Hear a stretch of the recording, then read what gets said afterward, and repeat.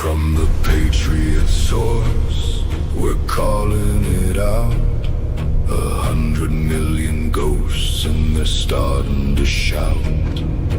Iron curtain rusted, every promise gone cold. We won't trade our freedom for a lie dressed in gold.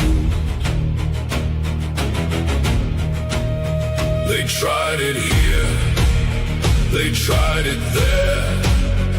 Same old chains, same cold despair. Not on our watch, not on our land.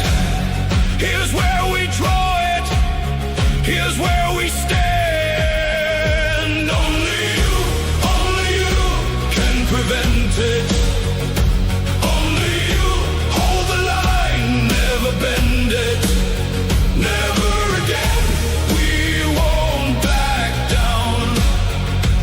Only you can hold communism down.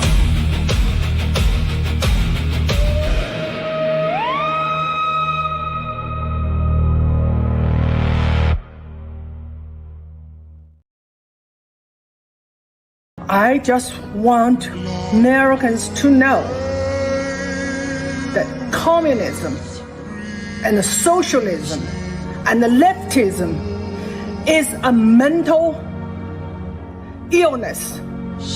It believes in violence. It has been practiced in Soviet Union, in China, in Cuba.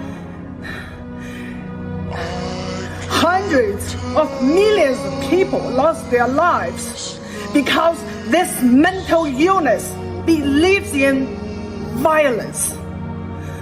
And this is the mental illness now in America. And I watched the leftist communists post on social media that they denounce violence. They don't, because what they believe in is communism, is violence. We must stop it. Charlie Kirk is my hero. We have to defeat communism. We have to defend our freedom.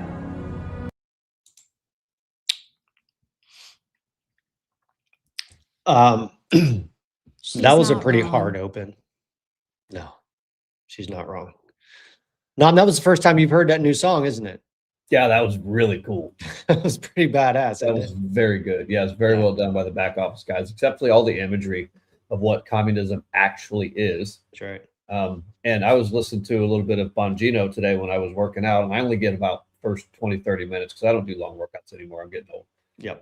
And he played a clip of some dude at one of these DSA events who was basically saying, hey, you know, we're going to have to be comfortable with the idea of bombing parts of LA and bombing parts of Miami so that we don't have to deal with the actual victims of communism being able to raise their voice as a voice against this stuff. And that lady's one of them.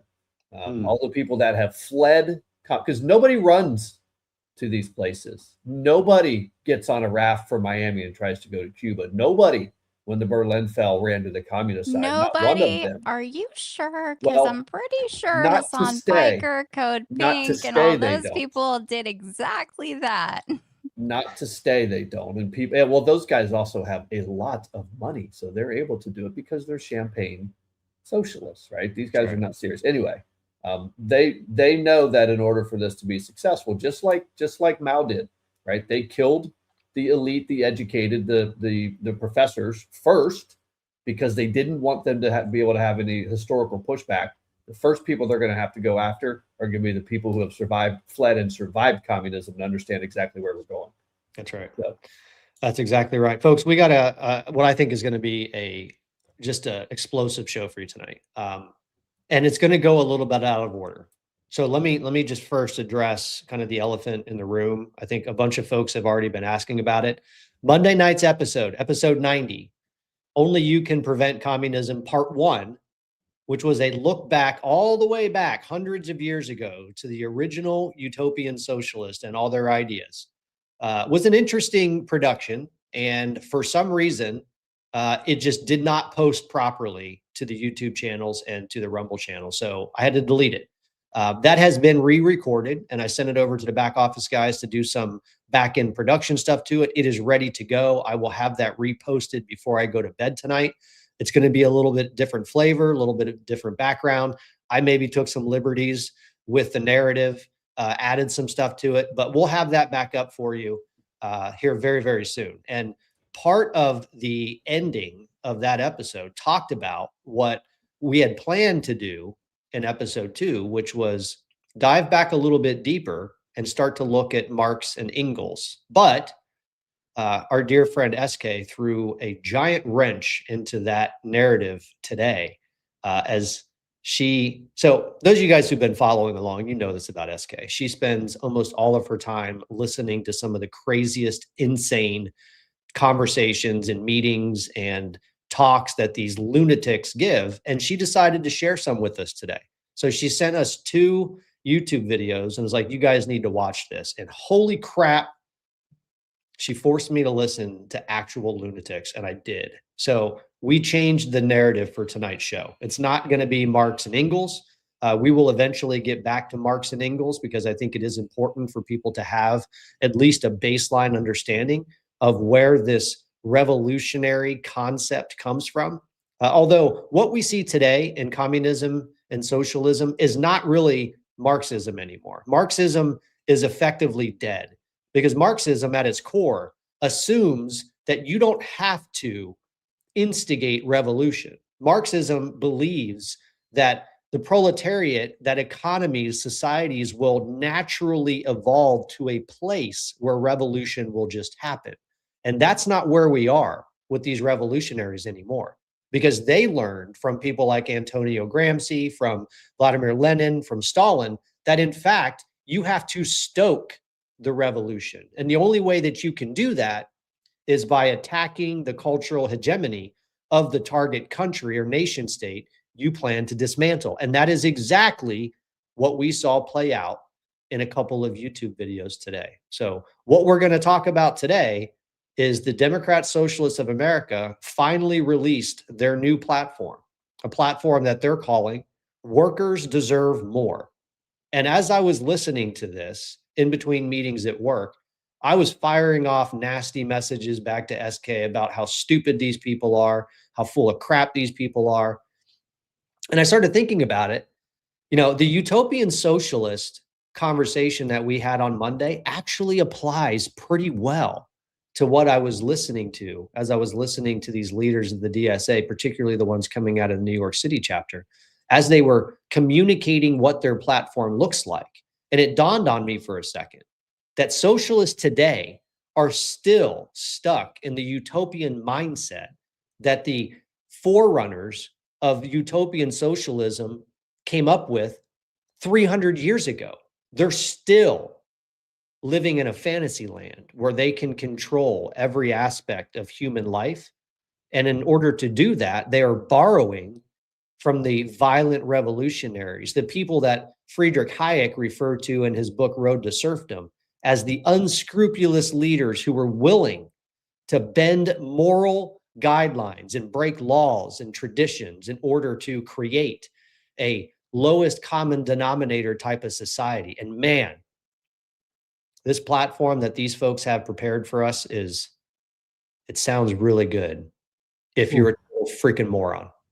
Well, if you're a freaking moron, number one, and number two, if you are one of the people involved in the planning, because if you're not, you end up like those same people we saw in that intro video with on your knees with some dude with a rifle behind you getting ready to put a bullet in the back of your brain, both figuratively and literally.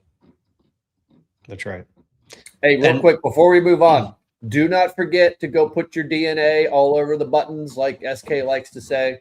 The like, the share, go out, like it, share it, go over on X, go over on Facebook, share it over there, get it out there. I think these are some very important important episodes that we've got going on. I don't know what they've got prepared for us, so here we go. Yep. All right. I guess one more item of housekeeping before we get started. So, and this is really just us springing it on everybody, including the back office production guys. We were talking in the green room, and one of the things that this team is always committed to each other is that family comes first. And I don't know if you guys have noticed, but we are all incredibly busy. SK is being pulled in a million directions. She's hosting much more popular shows than ours. She's deeply involved in all kinds of stuff. Nam is like at the critical stages of building a brand new business. I've just moved. Basically, what I'm trying to say is 3 shows a week is getting to be a lot.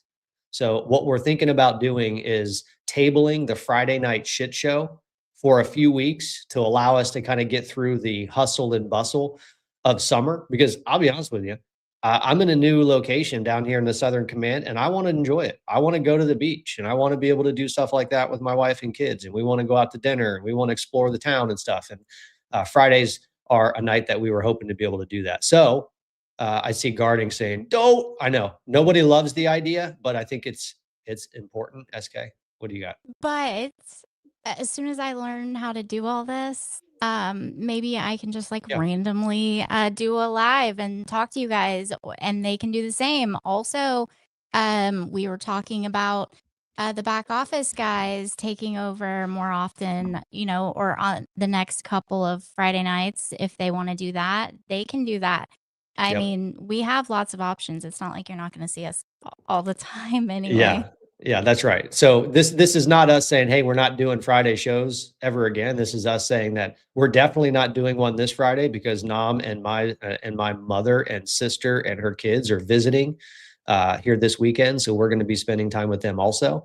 But the back office guys proved that they can run the production without us. So we may turn it over to them on Fridays so that they can run the shit show for a while, and we'll see how it goes. But we recognize that.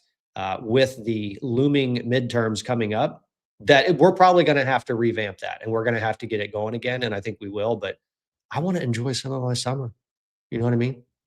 Yep. Yeah, I totally get it because I'm super busy. I was listening to all those commies today while I was like doing Yeah, laundry and cleaning house and cooking food for the kids and living life and also that's right. researching. And I suck at multitasking. So there's that. All right, let's do this. So not only do we have some of the DSA launch of their new Workers Deserve More platform, but we've got some other things from them as well, because these people are everywhere. For some reason, the DSA believe that they have reached a critical mass moment for their movement where they feel like they have enough momentum now that they can actually start being who they really are, which is revolutionaries. And some of the things that they are proposing to the American people, while on the surface seem very silly and maybe even a little utopian fantasy, they actually have a very specific purpose. And we're going to go through that. We've also got a bunch of stuff getting ready to come out this week. I know SK has a opinion on what Donald Trump may be planning to talk about tomorrow night. I don't think anybody knows. There's some speculation that he's going to talk about the Georgia election. I don't think that's the case. SK has an opinion, and I'm going to let her share that with you. And I have an opinion also. SK, what do you think that he's planning to talk about tomorrow? Well, I think that he's probably going to talk about several things. I do hope that he will address 2020 and what's going on in Georgia. But I also am hoping that he's going to address some of the things that we're going to be talking about tonight, and Cuba and the, color revolution ecosystem we've been talking to you guys about for the entire time this podcast has been on the air. Yeah.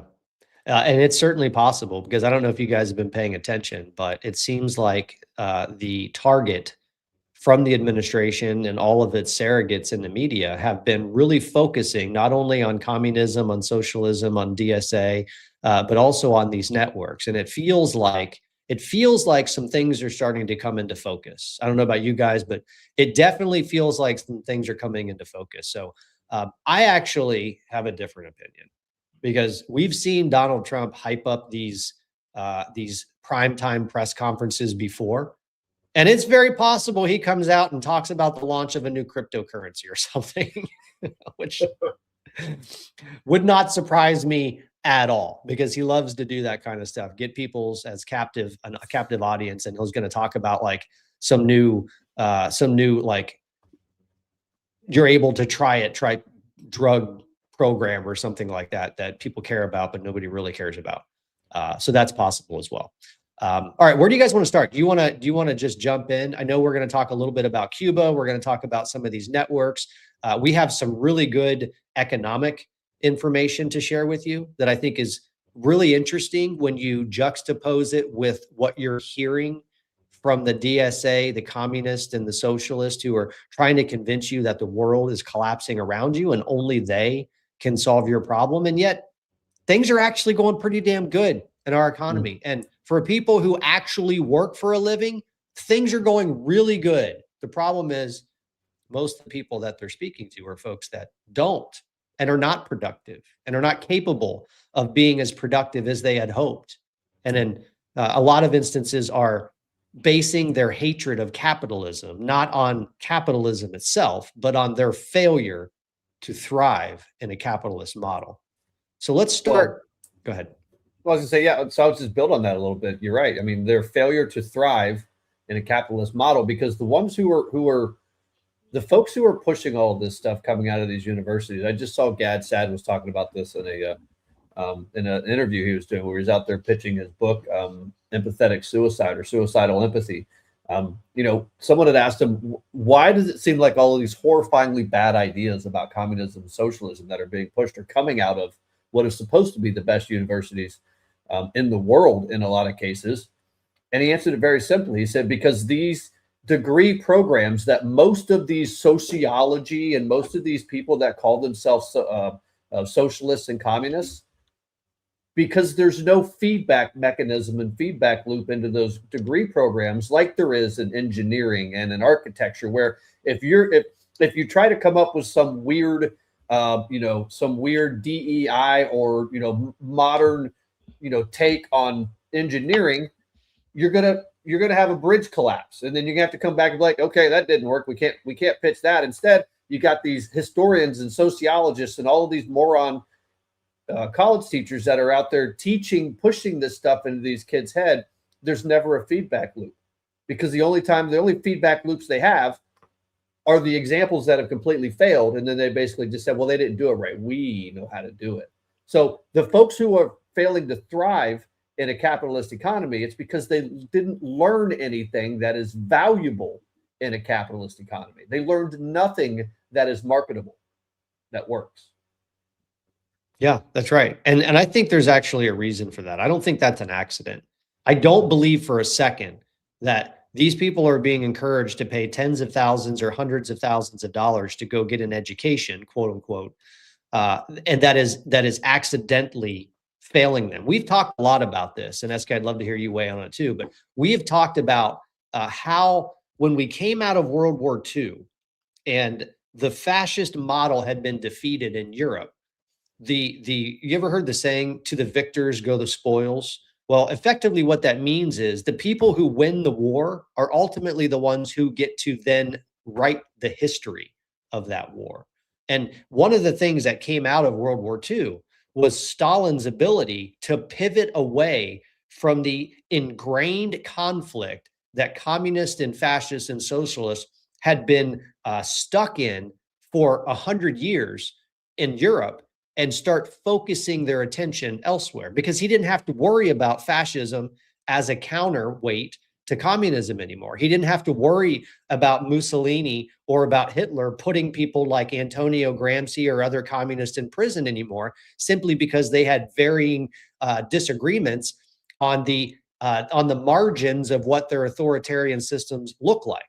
Instead, he shifted his attention to Western civilization. And the way that he shifted that attention was through the universities. It was through education, because they learned a very long time ago, as Antonio Gramsci wrote about in 1930s, when he was sitting in Mussolini's fascist prison, and he was writing his 33 diaries, his notebooks, on how effectively asking the simple question that every communist was struggling to understand all through the end of World War I and to the run up of World War II, which is, how did communism lose to fascism?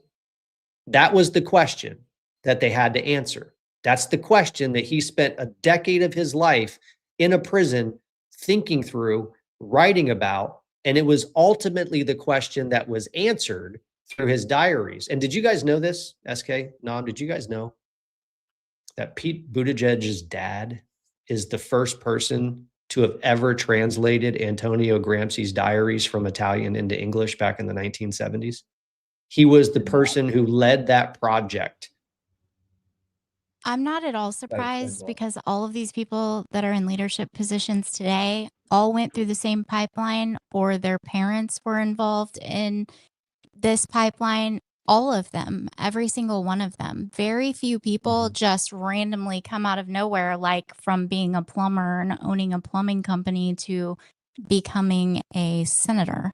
That's That right. doesn't happen very often anymore. Regular people like Donald Trump, which I know people are like, oh, regular people, he's a billionaire. I don't care. He's a regular guy. He was never in politics. I mean, he was political. Yes, he talked about politics. He talked about our country and where he wanted it to go and what he wanted our elected officials to do, but he wasn't ever in politics. He was never a Yep. politician. Yeah.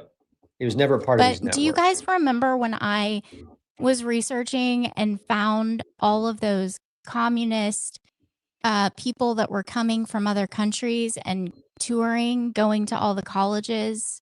They were all professors. Some of them Yep. even were professors at universities here in the United States. Do you guys remember all that? Yeah, of I course. need to go revisit that because You I do. guarantee you that has a lot to do also with what's going on now. And I was looking into each one of those people. That's right. That's right. And I'll be brief on kind of wrapping this part up before we jump in. But after the Soviet Union helped to defeat Hitler and helped to defeat Mussolini, communism was the dominant form of authoritarianism left in Europe. And they decided at that point that it was time to shift their focus to Western civilization, because communism can never exist as a competition or in a competing world with capitalism. The only way communism can thrive is if it crushes everything around it, because every other example that allows market signals and individual property rights and individual liberties, communism will always fail every single time. No, regardless of how dictatorial or how authoritarian the unscrupulous leader is, it will always fail every time. But he decided that he needed to implement his systems to attack the cultural hegemony, because you remember, Antonio Gramsci wrote that the only way that you're going to be able to implement communism anywhere, true communism, is if you first destroy the culture of your target nation state, meaning they have to dismantle the American way of life. And the only way you do that is over the long, slow trudge of generational brainwashing. That's it. Tim Go ahead. Shriver, That's social right. emotional learning, and the Delphi method, and all of the corporations and NGOs and people that have been involved in this that we've talked to you about the entire time this podcast has been ongoing. Yeah. Yeah, I all told you born out of guys, Yuri as all born out of Yuri Bezmenov and what they started back in the 60s and 70s, of course. That's right. well, yeah, and then you can even go to Tim Shriver's dad, Sergeant Shriver, in the Peace Corps, and all the push for the service year to get kids away from their parents in order for them to be able to experience different cultures or to experience different parts of the country with different values and ideals and ways of life, because they want to separate you from your parents and your upbringing and your That's right. foundation. That's the goal. I mean, I remember when I told you guys when Charlie Kirk was killed that I felt like it was going to blow everything wide open and make everything perfectly clear for everyone. And we've been witnessing it in real time, including everything going on with SPLC, Yep. all of these things. Not everyone has been witnessing it in real time, because there's a lot of people who went down the path that Candace and her whole Pied Piper crew took them intentionally. Yep. Intentionally took them. Yeah, and And I'm they're still glad out that there. It is wild. It is wild how many of them are still telling us that they can completely disprove that Tyler Robinson did this. It's complete. I see it every day. It's crazy. Did you see that she really went and found shirts in her house? Baron Coleman told her that if she burned a shirt, it would look exactly like that bloody ass gauze in the car because it was a piece of burned shirt from an exploding microphone. She really went through her house and found shirts with polyester and was in her backyard burning them and then talking all about it when the shirt on the website for sale is white that says freedom that he was wearing is literally 100% cotton. Yeah, because she's a moron. She's a freaking moron. And look, I know SK says this all the time, but I'm going to steal her thunder for just a second. It's all connected. It's all connected. Look, it is not a surprise. You guys should not at all be surprised to see DSA and the radical elements that are taking over the Democrat Party, including the radical Islamists who are partnering with DSA and the communists to attempt to dismantle our Constitution and the American way of life. You should not be surprised to see these movements emerging and picking up momentum at the exact same time that Candace Owens and her fake ass black pill cult army are driving people off of a cliff. And I'm glad I watched Data Republican start to jump into the fray over the last couple of weeks. And I'm glad that she picked up on it very quickly, because you'll notice that she put a post out yesterday or the day before basically saying it's really interesting that Candace Owens will block smaller accounts all day long so she doesn't have to see them, but she will continue to distract and engage larger accounts that have a reach. So Data Republican was like, I'm not playing your game, and blocked her. And that is exactly what every single one of us should be doing over the next 2.5 months. There are people out there who are doing God's work to expose her lies and her frauds, but it's also going to require that other people like this platform and other folks who understand the emerging threat in front of us, that we stay focused on the objective, which is defending and protecting our constitutional republic. Because that's what they're coming after. And you're going to hear and see about that. Before we do, I think maybe the right place to start, because I was looking for some clips today to kind of help me understand, like, after I watched the DSA proposal for workers deserve better, and just the utopian slop that these people are selling to their audience, I'm like, who's buying this crap? Who? Look at you. You got Olipop there. Olipop, you should be sponsoring us. Olipop, if you want to sponsor us, we would love My wife loves Olipop. She drinks one a day, and that's it. That's all. I don't even drink one a day. I think you got.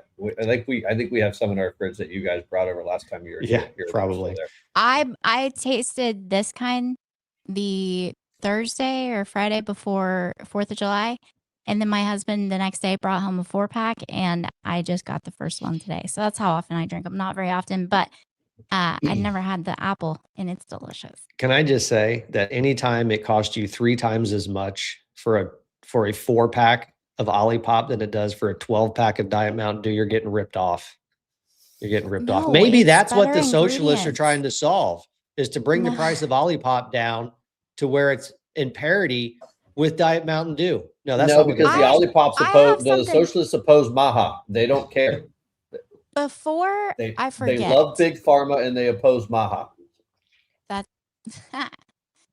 before I forget, I would like to point out that as I was listening to these DSA meetings today, I should have clipped this one part where they were talking about your job and how if they get their way and they start winning elections, that you'll be able to take a day off work and you won't have to worry about paying your bills. I have that. Oh, you do? You got that clip? I got it. Oh, perfect. Okay. Yeah, we'll play that. We have to talk about that because I had a conversation with my kid today because I was like, you need to understand the amount of complaining you did when we were supporting you when you were in college. And you didn't like it because you said we were controlling you with money. Imagine what it's like when the government's the one controlling it and not your parents. Such a great example. All right, Nam, play Hates Capitalism for me. This is just one of the billions of clips I found out there of the low information, skull full of mush, propagandized, brainwashed morons that the DSA, Workers Deserve More platform, are speaking to. Now, this is a little bit longer. It's like 2 minutes, but you need to watch it. It's like 2 minutes, but you need to hear it. So we're going to play the Hang whole on, thing. before we push about play, capitalism Patrick is for a little bit. leaving. Patrick, have a good night. He sent a super chat, and I wanted to address it before he left. Oh, Yep, sweet. Thank you, Patrick. Wish I could give Awesome. you You're 20 so- million. Keep up the great work. Got to go. We'll watch tomorrow. Thanks, everyone. Thanks, Patrick. You're Patrick. so sweet, Patrick. Thank you so much. We appreciate your support. And make sure when you watch it again, you put replay in the comments and That's right. you hit the thumbs up and do all the things. That's right. All right, play it. Let's go. Because this is fucking ridiculous. Tell me why I live in the land of the fee.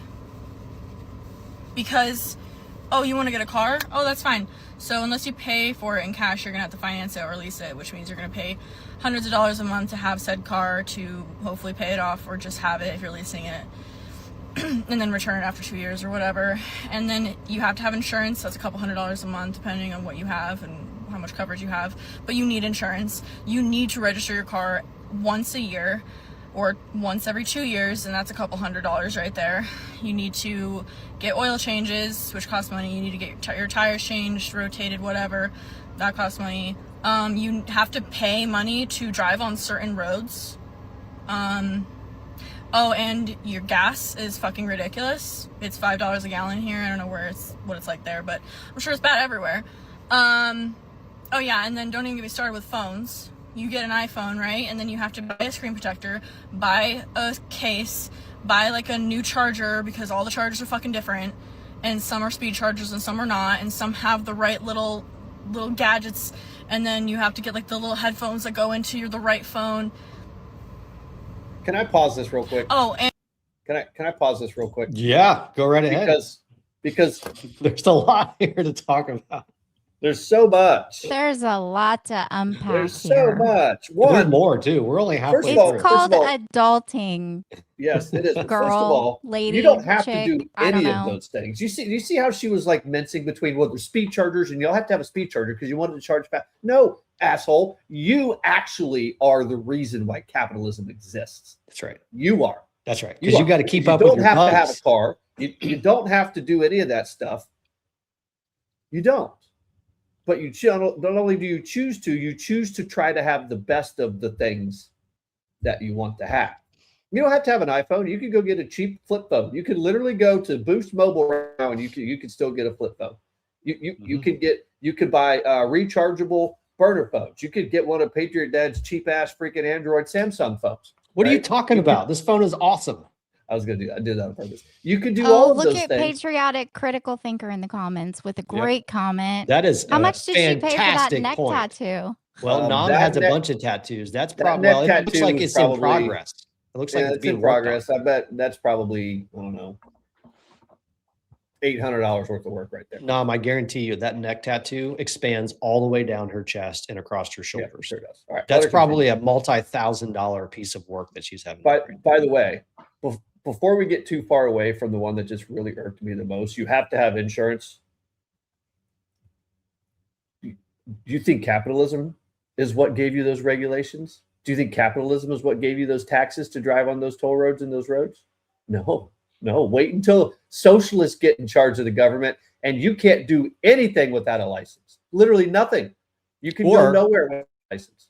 Or wait until socialism takes over all the roads, all the highways, all the means they're of garbage production because you for run out of money. transportation. And you think paying $1, $5 a gallon of gas, which probably includes more than $1 in state taxes, you think that's a high price? Have you seen what more socialists like Europe and Scandinavian countries are paying? $10, They're up- $12 they're a up gallon 10, of gas because of the taxes that they pay. You're Mm-hmm. going to have to be, if you live in the type of utopian shithole these people are promising, you're going to be paying to drive on every road because that's going to be their hammer as they try to convince you that your driving is the thing that's destroying the planet. And if you want to drive, it's going to cost you a small fortune to do it. It's going to be the penalty you pay for mobility. Or if they don't like the way that you think or the way that you post, I mean, they're doing it now in China, social credit system, anyone, and they're very, very close to it in Europe with their censorship regime. If you run afoul, and I know you think you're a good little commie or a good little socialist, if you run afoul, you're not going to be allowed to do any of that stuff. Your little social credit system is not going to prevent you to do any of that stuff. Let her continue, but this was already really bad. Wait until you get to the very end, and it's all going to make sense for you. Listen, young lady. Listen, I know you're young. You look a lot older than you probably are, but I know you're young. You don't have to put a camera in front of yourself anytime you want to say something really stupid. I don't know why these libs always do this. Like, I have something really, really stupid to say. Let me say it in front of a camera and put it out there. And what I bet until Chaya picked this up and it hit libs and TikTok, I bet this had, I don't know, 150 views. I bet. I didn't find this on Chaya. I found this on TikTok. No, but oh, did you? Yeah. Okay. All right. Let her go. Let her keep going. I'm sorry. All right. Keep it going. And you have to get those little circles for the back of your camera because I've cracked those before. So you just have to like put protection on your entire fucking phone that's paid for differently, and like probably my phone has like $100 worth of accessories on it right now just so it doesn't like break into a million pieces. And the phone alone was like $1,200. So what are we doing here? What are we doing? What's going on? Everything is a subscription. Everything has an app. Everything has like your email and your passwords. God. Because they are just selling you shit constantly. Just wait. Here I'm in a it rental comes. car right now because my car was recalled. What is going on? I feel like I'm living she said in hell. recalled. Did I the thought she world said actually repoed end? first time. And this is hell, because I would believe it. I was getting ready to hammer this chick. I thought she said repoed and not I have recalled. a question. Yeah. Your wives are probably not going to be happy with me, but for you guys, if you want to answer, but especially all the men in the chat, what do you think the odds are that her boobs are fake too? I'm gonna sit this one out, and I'm gonna let the men in the chat answer that question. Men, what do you think? How much do you think she paid for that? Nom's looking. He's like, I don't know. No, I already took it out. I already took it out. I already took it out of the green room. No need. No need. She even asked that question. Britney Spears' future husband says, frankly, I don't care. I just that's the level. Paul says 100%. Paul thinks they're fake. Thank you, Paul, for answering. Put a 1 in the chat, guys, and girls, because girls are a pretty good judge, and I was distracted thinking the whole time, how much did she pay for those tits?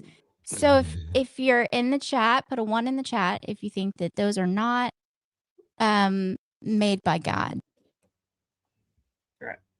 All right. So there's a reason why I wanted to play that. It was not just to drag the dumb liberal around the platform. It was to set up what I think these people in the DSA are responding to, because you notice they're not actually providing any real solutions to the affordability crisis that they say that we have. Instead, they're responding to dumbasses like this one. Nom, can you pull up the WDM selling utopia? SK, this is for you. This is the one that you were asking about. Here you go. This is them explaining well, I'll let them do it. But this is the ladies talking about why they put this proposal together and casting a vision for what their version of authoritarian shithole socialism could look like. Instead of just starting off immediately with like here's the current political moment, we decided to start off with a simple vision of human freedom at the beginning. Something that a lot of people don't allow themselves to look at, to think about, which is like, what would it be like to live in a world without capitalism, to live in a world where you can take a day off from work, but you don't hate your job. And you don't feel like if you quit it, or like wanted to do something else, that you would starve to death or be kicked out of your home or not be able to pay for your medicine. Instead, you're actually able to work at something that you're good at. You're able to take a day off and not have to worry. And you don't have to have a job just to pay the bills, because you don't have a lot of bills, right? Bills are no longer a thing because there's not for-profit businesses that are constantly trying to exploit you and trying to, put you into debt. And then you might just have like a normal day, right? Like you could actually have the freedom to move around. And so part of what we're trying to do is dispel the idea that socialism is just about like bureaucracy, meetings, order, or anything like that. It actually is about freedom. It's about people being able to be themselves. It's about people being able to actually flourish under a system where they're not constantly being exploited and where they're not constantly worried about these basic things it takes to live. If you don't have to worry about the basic things it takes to live, then you can thrive, right? And then you can actually lead your life instead of just survive. Can I take this real quick? Yes, please And do. guys, you're going to need to clip this because Clip master, get ready. I told my oldest kid when she went away to college that we would pay for everything. We wanted her to focus on school. We wanted her to make good grades. We wanted her to make good choices. And as long as she was doing those things, like making good grades and making good choices, we would pay her bills. She didn't have to worry about anything. She mostly got a full ride to school. Not quite full ride. I mean, we still had to pay for housing and some books and things like that, but her tuition was paid for. So we said, well, we will take care of you. We don't want you to have to try to do all of your work and have a job to support yourself. We will pay all those things. I was told almost every single day that, it was manipulation. We were manipulating her with money, things like that. You guys, when your parents were supporting you and you didn't like it because you had to follow their rules while they were paying your bills, imagine what that's going to be like when it's not your parents controlling you with money, as you guys like to say, but it's your government. That means they control when you eat, what you eat, how you eat. They control everything. They control what your thermostat is set on. They control when you're allowed to get gas. They control everything. And if they get their way, you'll have the abundance economy and you'll end up with a social credit score type situation. And when you go to the gas station to get gas, they'll be like, oh, you used too many carbon credits because, Green New Deal bullshit. You've used too much carbon. You've taken up too big of a footprint. You can't get gas until the 1st of next month. Then what are you going to do? Yeah. And it's not just, like that girl was complaining about she had to pay for, protection for her phone. She didn't have to. She could have taken the risk of breaking it in an actual free world. She chose to pay for it because that's what she would expect. But when your parents are paying for it and they feel like you're being controlled and manipulated with money, when the government has that, you're actually not being controlled and manipulated with money. You're being controlled and manipulated with food, right? And all the basic human rights that these folks believe exist, right? Your basic human rights that you think you're trying to create this utopia. So all of that is free. If it is free, it's because someone else is paying for it and they have total control over who gets it. Do you want a panel at the government to control who gets electricity and brownouts? Because we no longer have for-profit businesses that are actually able to get oil out of the ground anymore. But what do you got? This is dumb. It's hard to even argue against it. It's so stupid. They're just dumb. My immediate response is that's dumb. Are you talking to your hand? The people of Cuba are calling, and they do not have electricity currently because the entire country has no electricity. Well, no. Some parts of it do. The parts that Hassan Piker visit and the luxurious hotels where they invite people over and they train them to become revolutionaries in other countries, they have all of the amenities you can ever hope for. So they would tell you that the liberals would argue that, well, that's not communism. That's the United States sanctioning them and causing the lack of basic necessities. Well, here's a question for you. If communism is so good, why is capitalism so able to sanction them out of existence so easily? Why are you unable to produce all of those things that you need, that you know you need on your own? Because that's the entire point of communism, that you should be able to create everything you need and share it evenly. Well, why can't you? Everywhere it's tried, whether someone's sanctioning you or not, you should be able to do all of this on your own. But instead, people starve to death because you can't. Because the people that are doing this, the overeducated nincompoops, they don't actually know how to do any of these things that actually produce those basic human rights. That's exactly right. SK, what were you going to say? I was going to say the other thing she talks about is imagine the freedom. They're trying to sell this to you as freedom. You So freaking warned us about that. I told you.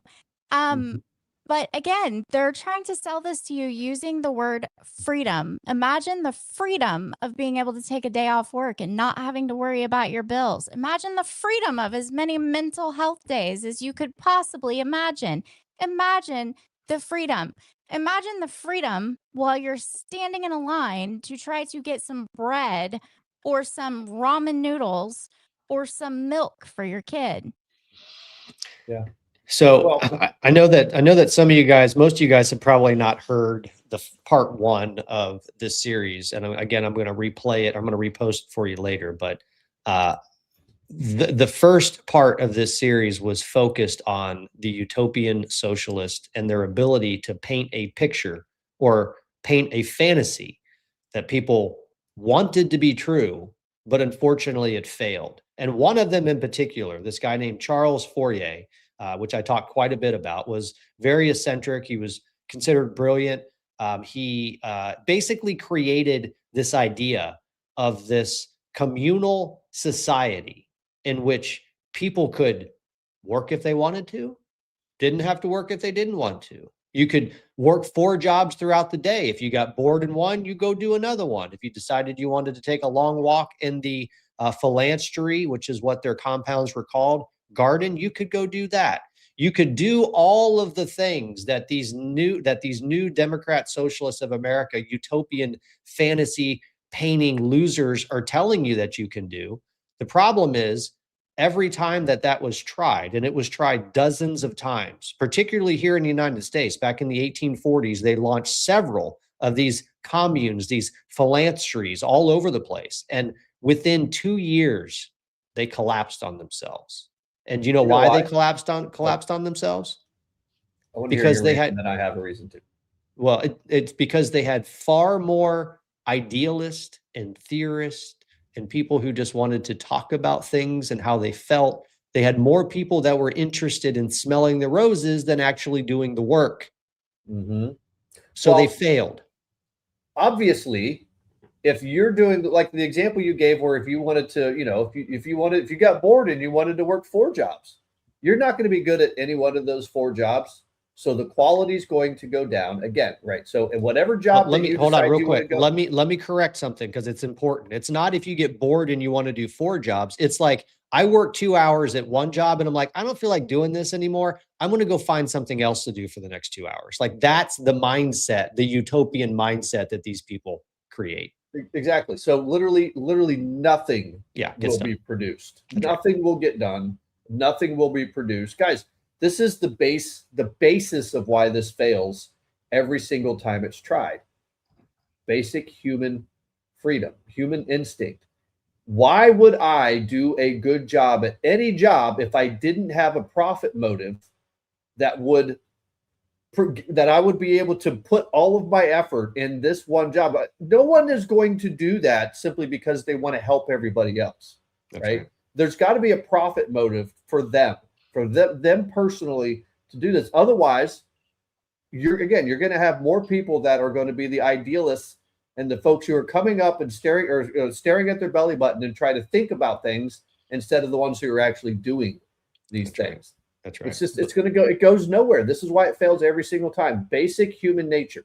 Well, not only does it fail every time, but it fails even on the small scale where they try it in very isolated scenarios.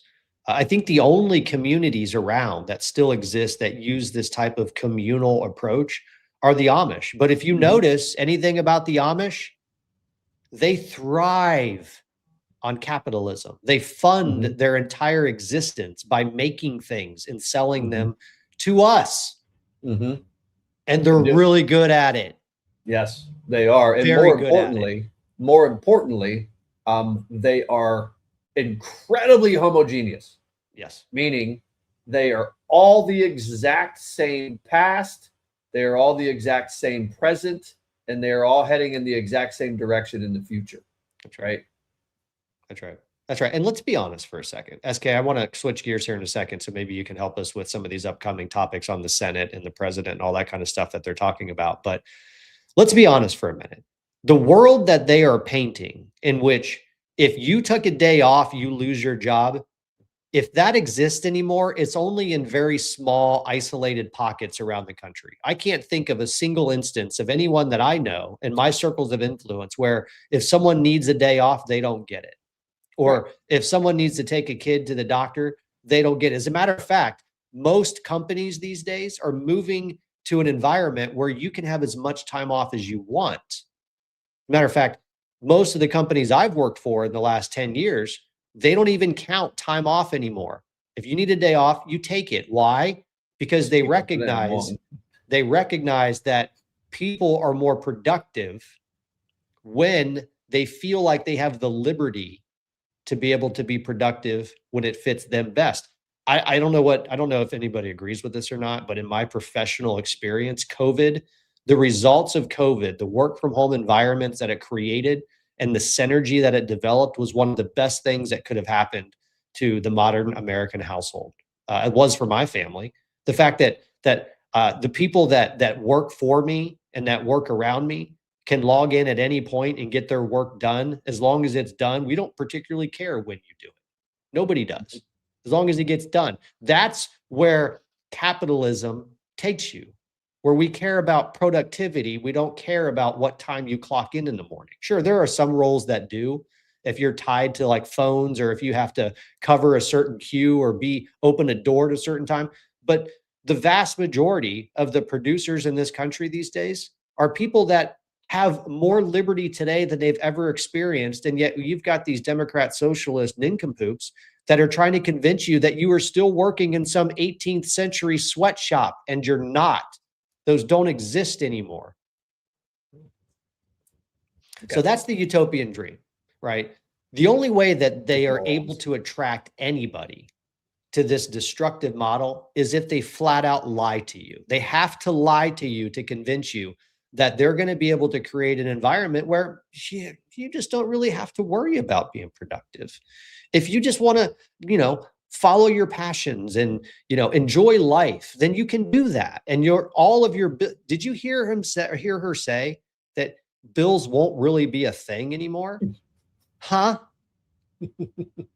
What? No, they're just going to take it all in taxes. Like literally all of it in taxes. You're just going to give it to the government. Like, bills won't be a thing anymore? And you know what won't be the incentive to work? There is none. Explain to me what the incentive is to work if they're telling these people that they can just take off of work and you won't have to worry about bills because there are no bills. What's the incentive to work? Who is going to work if there is no incentive? That is how the United States is innovative. That's how the United States has gotten here.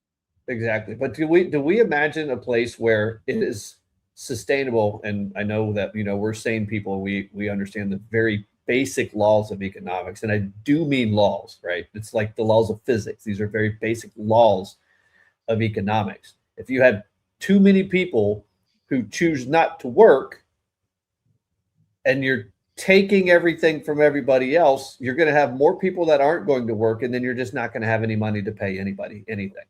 That's why it's going to collapse. That's why they collapse. So what happens?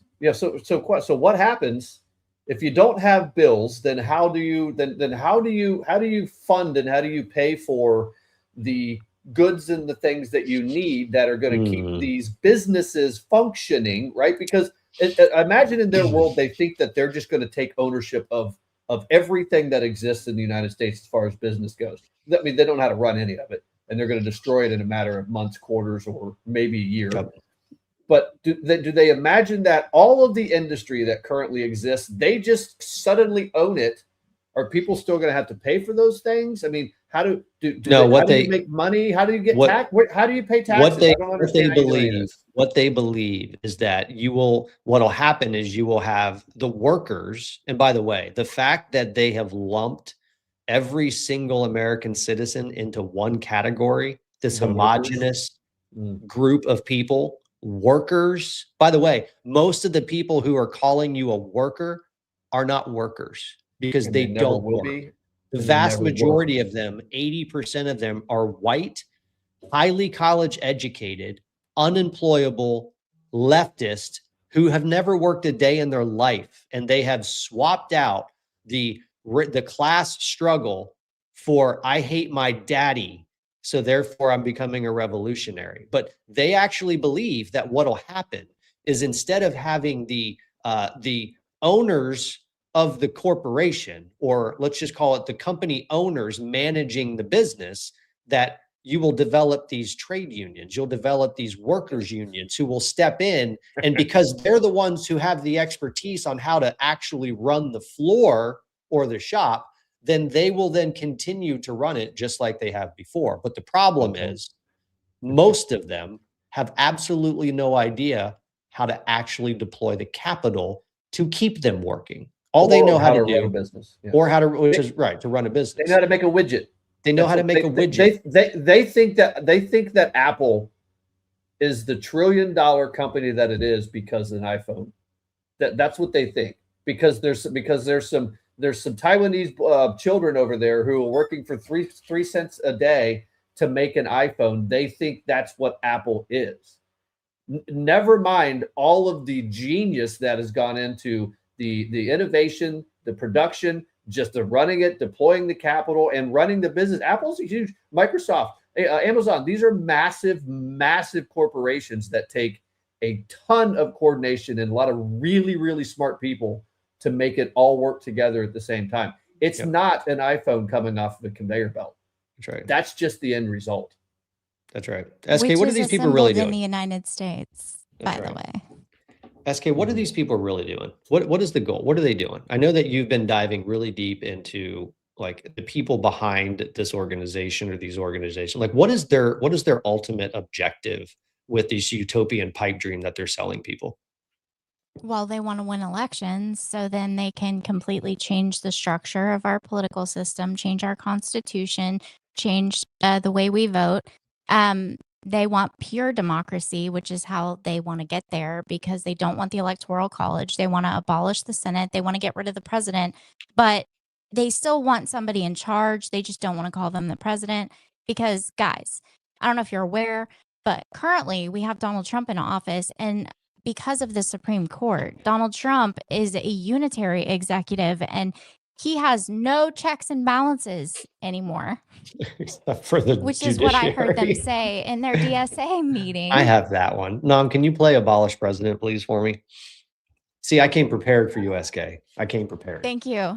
Thank You're you, welcome. Patriot Dad. System that we're living in. So when we talk about these things, I think it sounds so radical, like abolish the Senate, abolish the Supreme Court, like et cetera, but it's not. Like those are the things that need to happen in order to have a political system that actually like works for working people. Yeah, and so does the presidency at this point. I mean, we can say, oh, there's a popular vote, but it doesn't count because of the Electoral College. And also the Supreme Court has essentially made the president completely independent of any other governing body in the United States. There are no checks to the presidency. There's unitary executive power now. So whenever people are like, oh my God, they want to get rid of the president, I was like, well, I don't know what we would call it in the future. We could call it the head honcho of whatever, like it's like we might not have a president.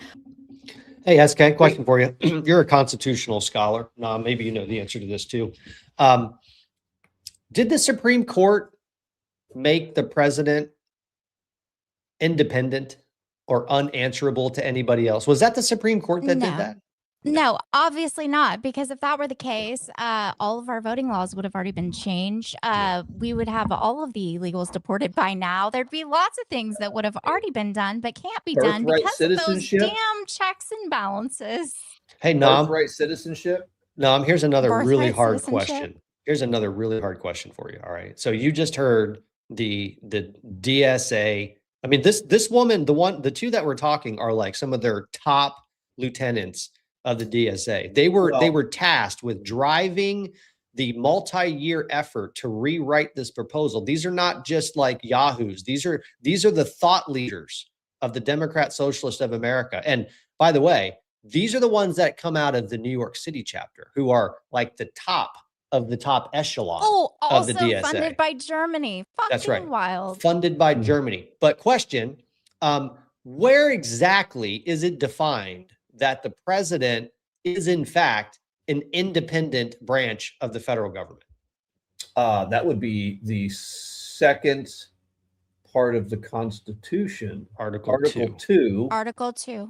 Yeah, which Article 2. I mean, literally says that the office, it is a unitary president, because there is no other office of the executive branch besides the president in the Constitution. Like everything else that has flowed from there has gone through Congress, checks and balances and all that stuff to create these things underneath the executive branch. But the president is the unitary president. You're right. That's not a misstatement, lady. It's not an accident at all.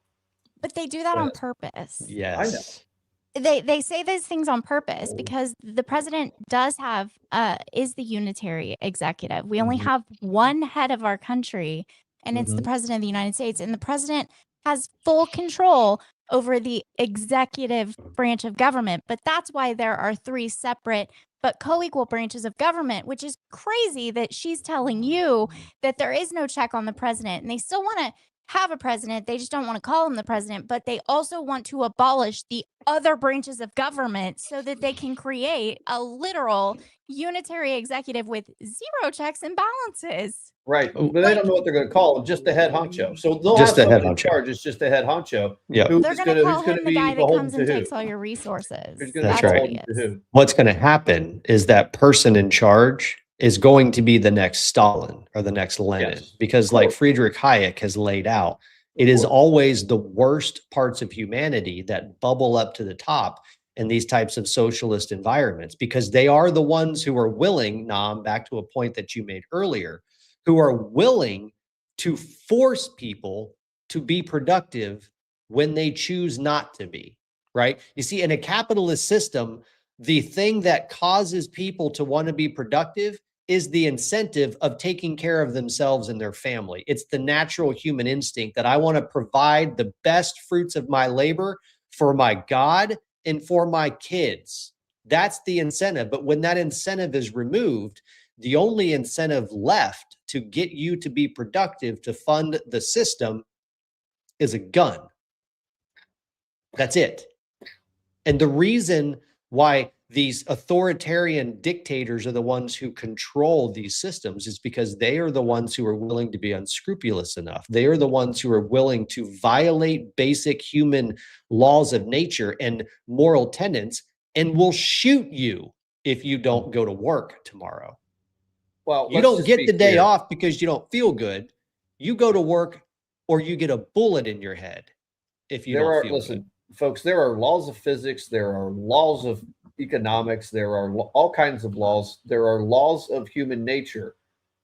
And these laws of human nature is why communism fails everywhere it's tried. Right. That just the pure, just get them, break it down to its lowest, to the, as far down as you possibly can.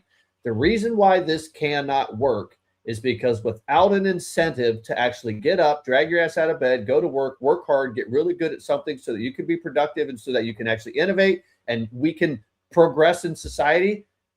When you take that away, it all fails. That's right. Especially when you take it away on a societal level. It fails miserably and a lot of people starve and they die. Yep. Or your alternative is barrel of a gun to the back of their head that says, hey, you will stand at that conveyor belt and you will run that iPhone through there so that Apple can sell it back to you. And then we can take all that money from Apple and then we can, I don't know, give you food. It's just, We can fund your bread line. Yeah, we can fund your That's bread right. line. SK, I think there's a pattern developing in this workers deserve more proposal. So we actually went a little bit out of order because that abolish the president role is something they talked about at the end of their proposal. But I want to go back a little bit earlier in the proposal where they talked about the Senate. Nam, can you play abolish the Senate for me real quick?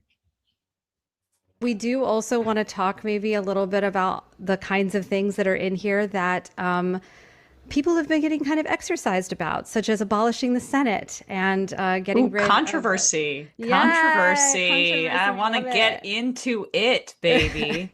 Yeah, so that's what's funny about it is that the Senate is it's an anachronism and it's completely idiosyncratic to the United States. Like it's separate for a reason. The reason is to suppress the will of Congress. Congress is a representative, proportionally representative body. And what we want to do, we don't want to just get rid of the Senate. Not only do we want to do that, but we also want to expand the House of Representatives and implement what's called proportional representation, which means that we could have multi-party democracy, right?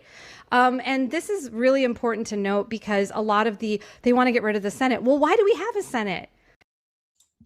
Good question. Why do we have the Senate? Maybe we should start there. SK, why do we have the Senate? Well, originally, we had the Senate as a way for the state governments to send representation to the federal government. And again, remember, everything has to go through both houses of Congress, the House and the Senate, in order to get passed into law. And that was one of the ways that the state government had more control over what was going on in Washington, because then if the person you sent to serve in Senate wasn't doing their job, you could make them come back and you could send someone else.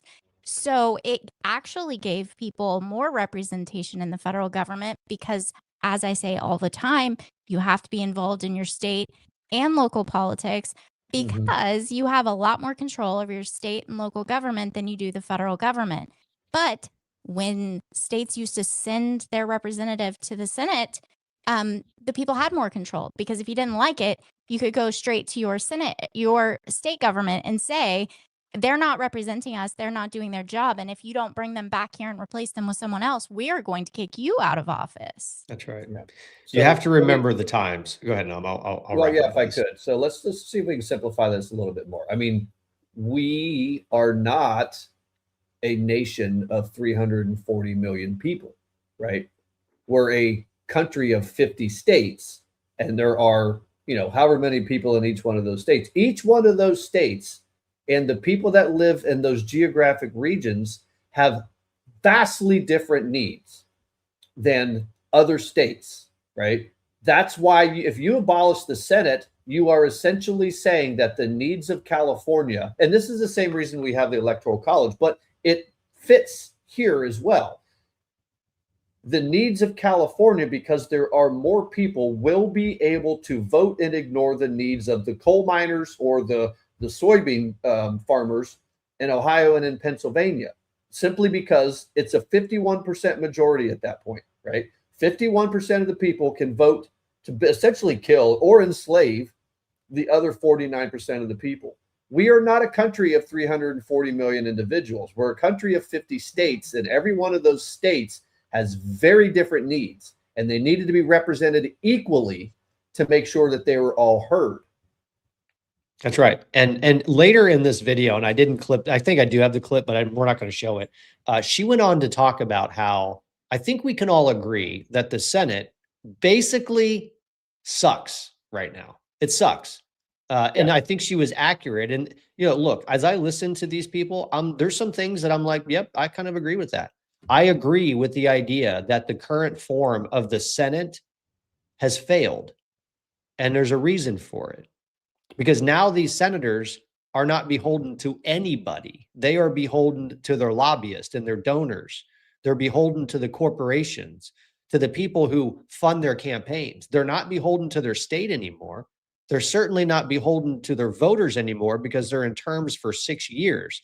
And 6 years from now, half the people are going to forget the things that they're doing today when they're finally up for reelection. That's one of the most effective things about the House of Representatives is that reelection happens every 2 years and people still have memories long enough to remember what you did just a year and a half ago. But the Senate, those people get into office and they stay there until they die or until they decide to move on and cash out on all the lobbyist connections they've made.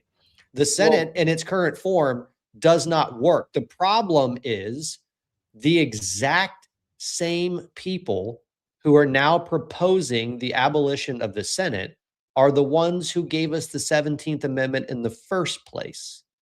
The 17th Amendment was proposed by who? By the socialists. The socialists are the ones who proposed the 17th Amendment. Did you know that?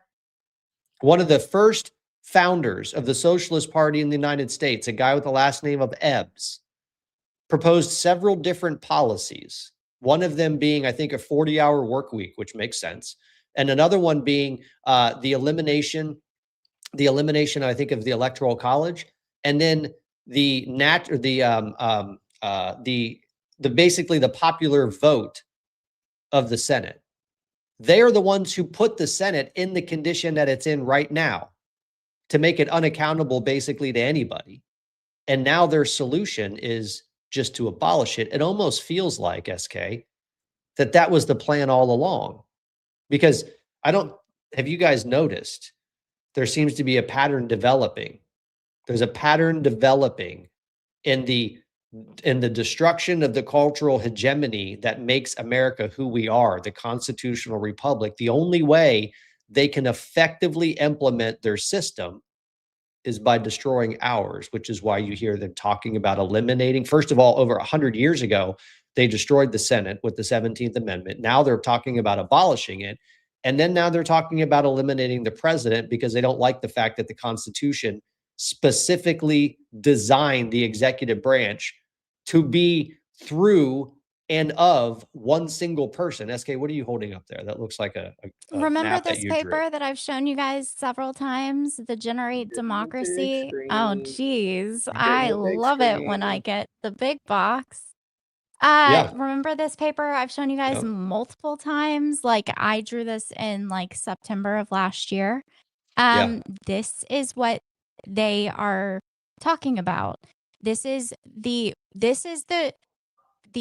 big picture ecosystem, the coalescing of movement of many movements and network of networks.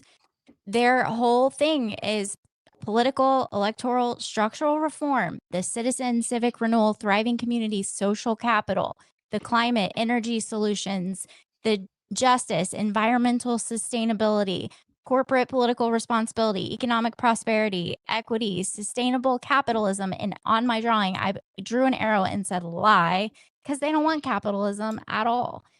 Social, racial justice, representation, human rights, pluralism, bridge divides, depolarization, the in this together stuff. This is the one with over 10,000 entities working across different fields to generate democracy, not just thousands of groups doing their own things. They're part of an emerging, profoundly connected, and compelling movement. This is directly from one of their meetings. They have their own graphic like this. I just drew my own so I could remember it better. But this is all the same thing. And the groups that participate in all of these meetings that we've been telling you guys about for so long that Data Republican has posted about, Lisa has come on here and talked about it.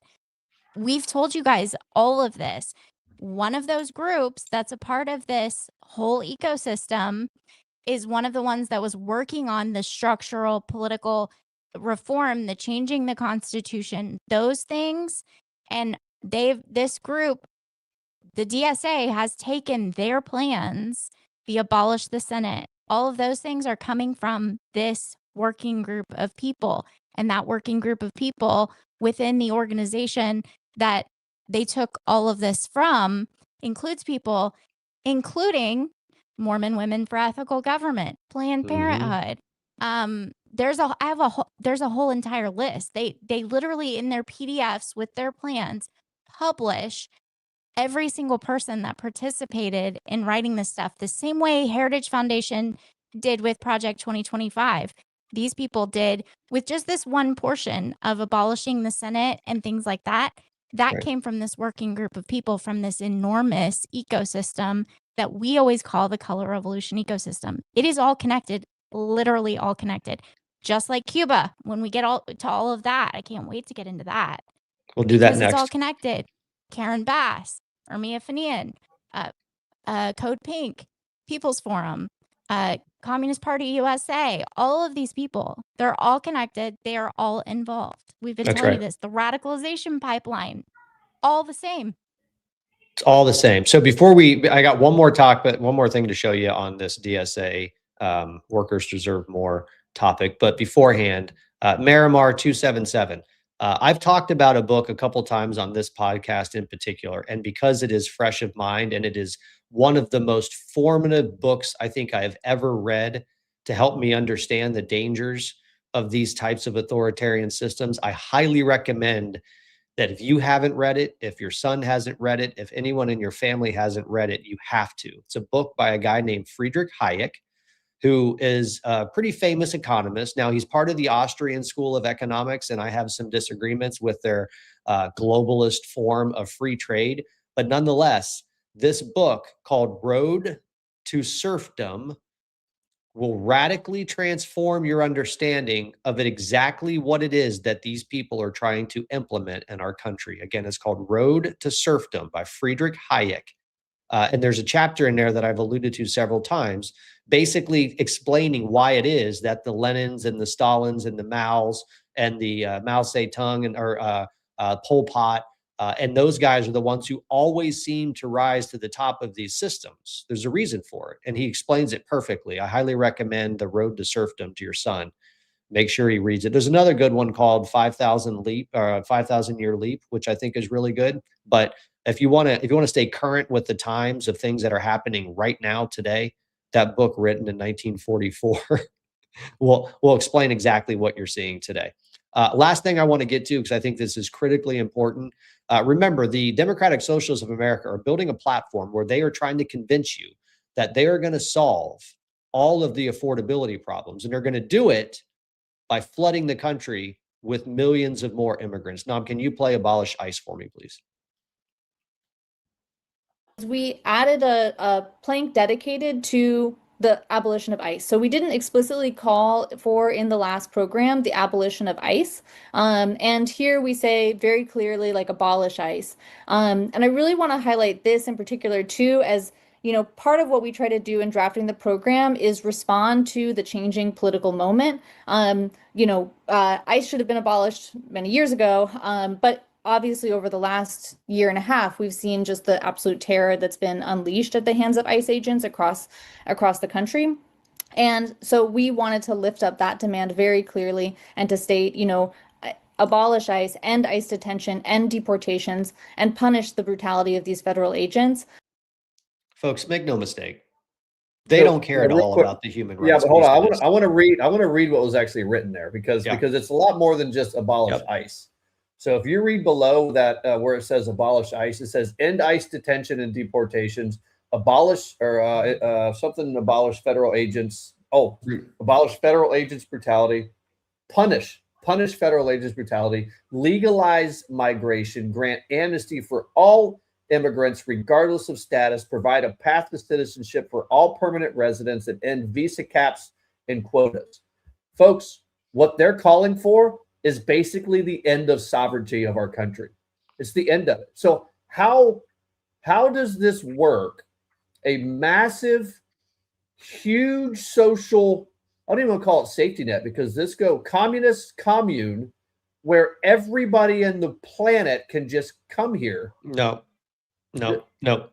I hear what you're saying, but no, it doesn't. That's not the point, because think back throughout history.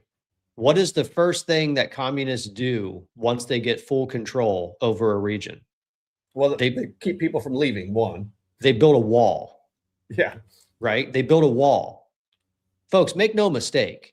This initiative has absolutely nothing to do with what they consider or what they're propagandizing about the human rights violations or the brutality of ICE agents, because you have not seen brutality until you start to study the authoritarian, totalitarian regimes of history. That is what brutality looks like. Hundreds of millions of people laying dead, soaked in blood at the hands of these monsters. They don't care at all about the brutality. In fact, brutality is a major pillar of who they are and what they believe in.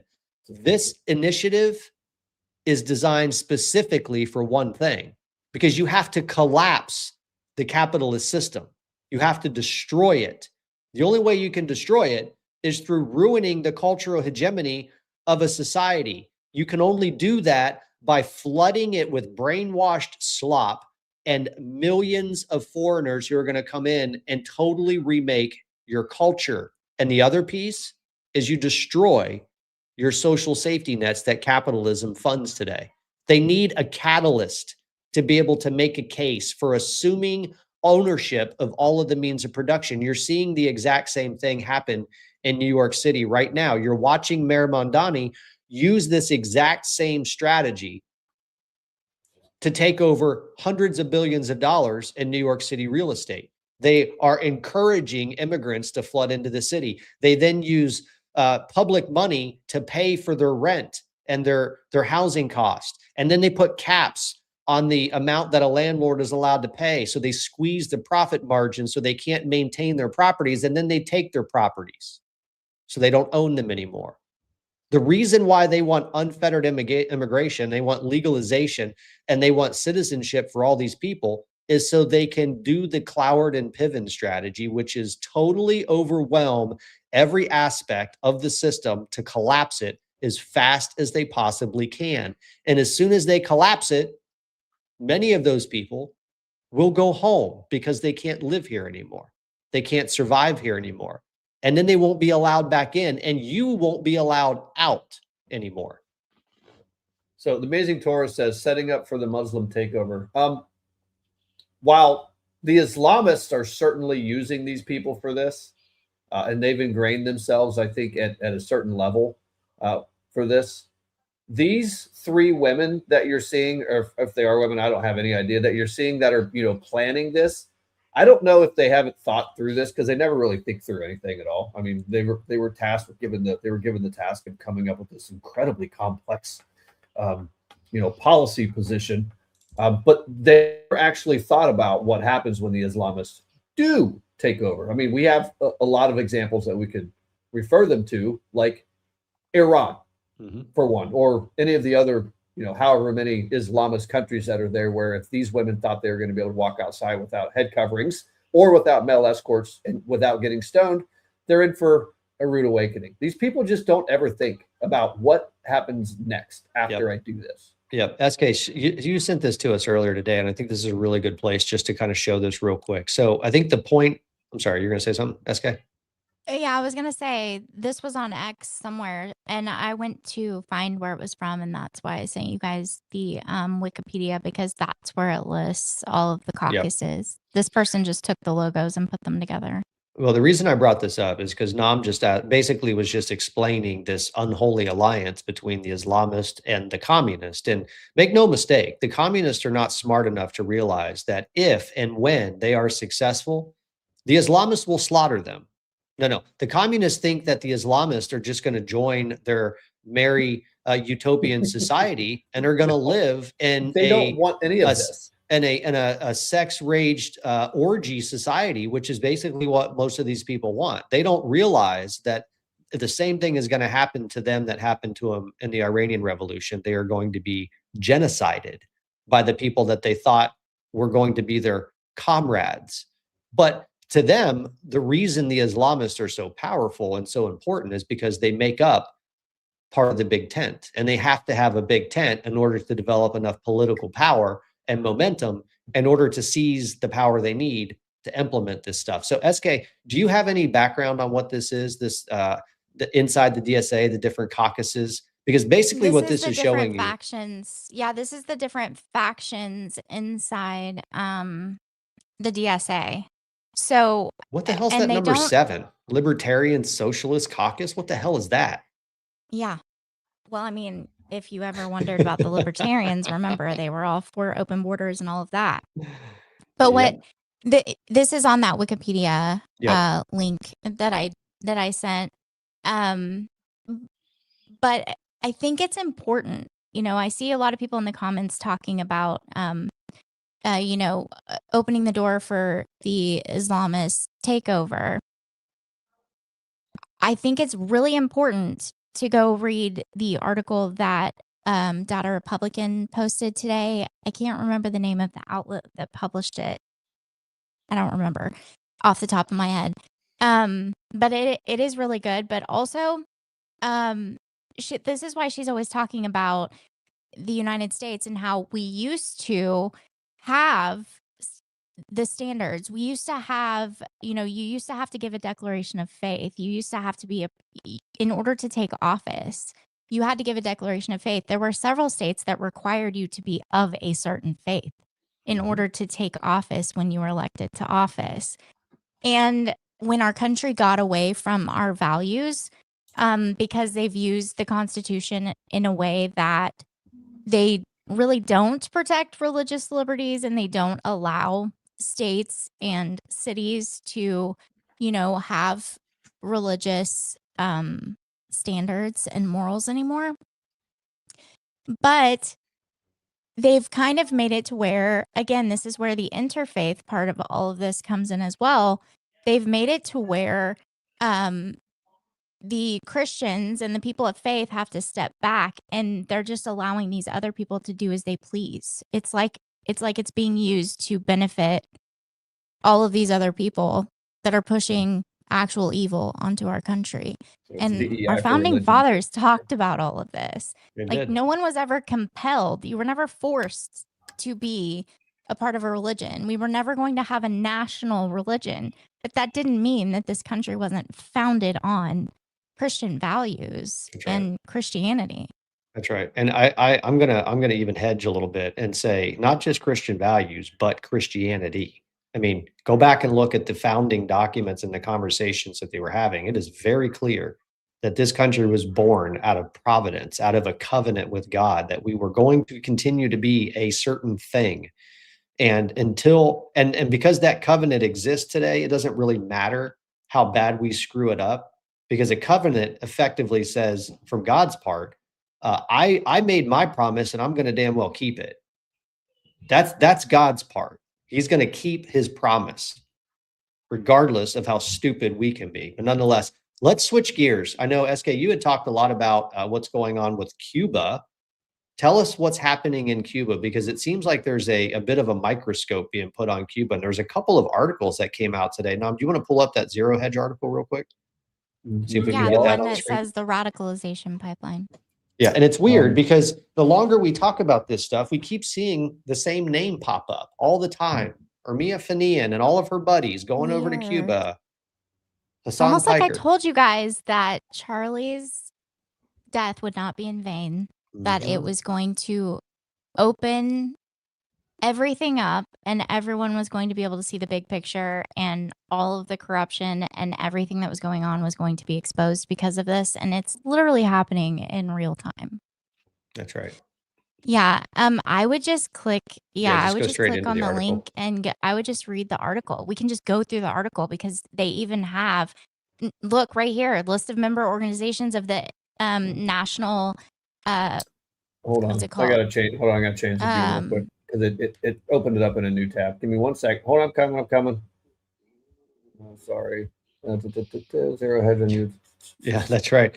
Matt Whitney wants to remind us that she is not a she. She, in fact, is a he. I think I replied to him on X today because I always say she, and I want to get this straight. I understand that Ermia is a dude. I also know so much to know that Ermia never changed his name. He was born Ermia because in Iran, Ermia is like Jeremy. So it is a man's name.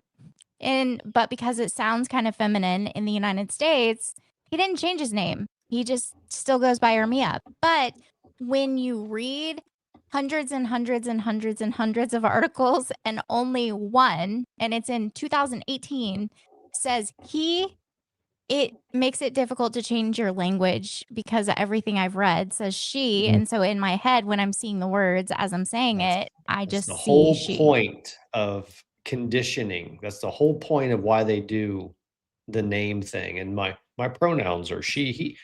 That's the point. They're trying to condition your brain to call them what they want you to call them, not what their gender in fact calls them. All right, pull this up. Let's go through this. Who's Yeah, going to read Patriot, it? SK, you want to read it? SK, go Sure, through I'll it. read Patriot, it. yeah, read the text message you just got. Uh-oh. Only No, it's Patriot good. It's had. good. It's good. It's good. It's good. It's a programming note for something possibly tomorrow night. Oh, okay. All right. So it says the U.S. government set to expose far left radicalization pipeline leading back to communist Cuba. Watching the Democratic Socialists of America. Can you zoom in at all on that? Like even just a little? I mean, I know my eyes are a lot younger, but that's Oh, wait, difficult. wait. What are you trying to say? I'm saying you guys are old. No, I'm just kidding. All right. Watching the Democratic still can't Socialists read of that. I don't know how America you could read tighten their that. grip on the Democratic Party while far left activists grow louder and bolder in their calls for revolution, killing capitalists, and destroying the U.S. from within set off alarm bells. Even the left-wing outlet The Atlantic acknowledged the troubling rise of left-wing terrorism following a wave of riots, political violence, assassinations, and attempted assassinations, foiled terror plots, and firebombings targeting private companies. Here's the headline from The Atlantic. It says the left-wing terrorism's on the rise. All right. It goes on to say, that raised an important question. Are these efforts by far left activist networks and NGOs to sow chaos organic, or are they part of or linked to foreign subversion networks that are helping fuel the unrest? That prompted us in December 2025, and this is from Zero Hedge. So he's saying Zero Hedge in December 2025 asked the question, is there a Cuba connection behind the radicalization of America's nonprofit left? 6.5 months later, a State Department official speaking to Breitbart News appears to be answering the very question we raised months ago. Well, I raised it way before December, but okay. The State Department will be issuing a report detailing the Cuban regime's longstanding campaign to foment left-wing extremism in the United States and internationally, the official said, adding, quote, the report finds that for nearly 7 decades, the Cuban regime has played an indispensable role in nearly every notable far-left insurgency, revolution, and militant movement across the Western Hemisphere and beyond.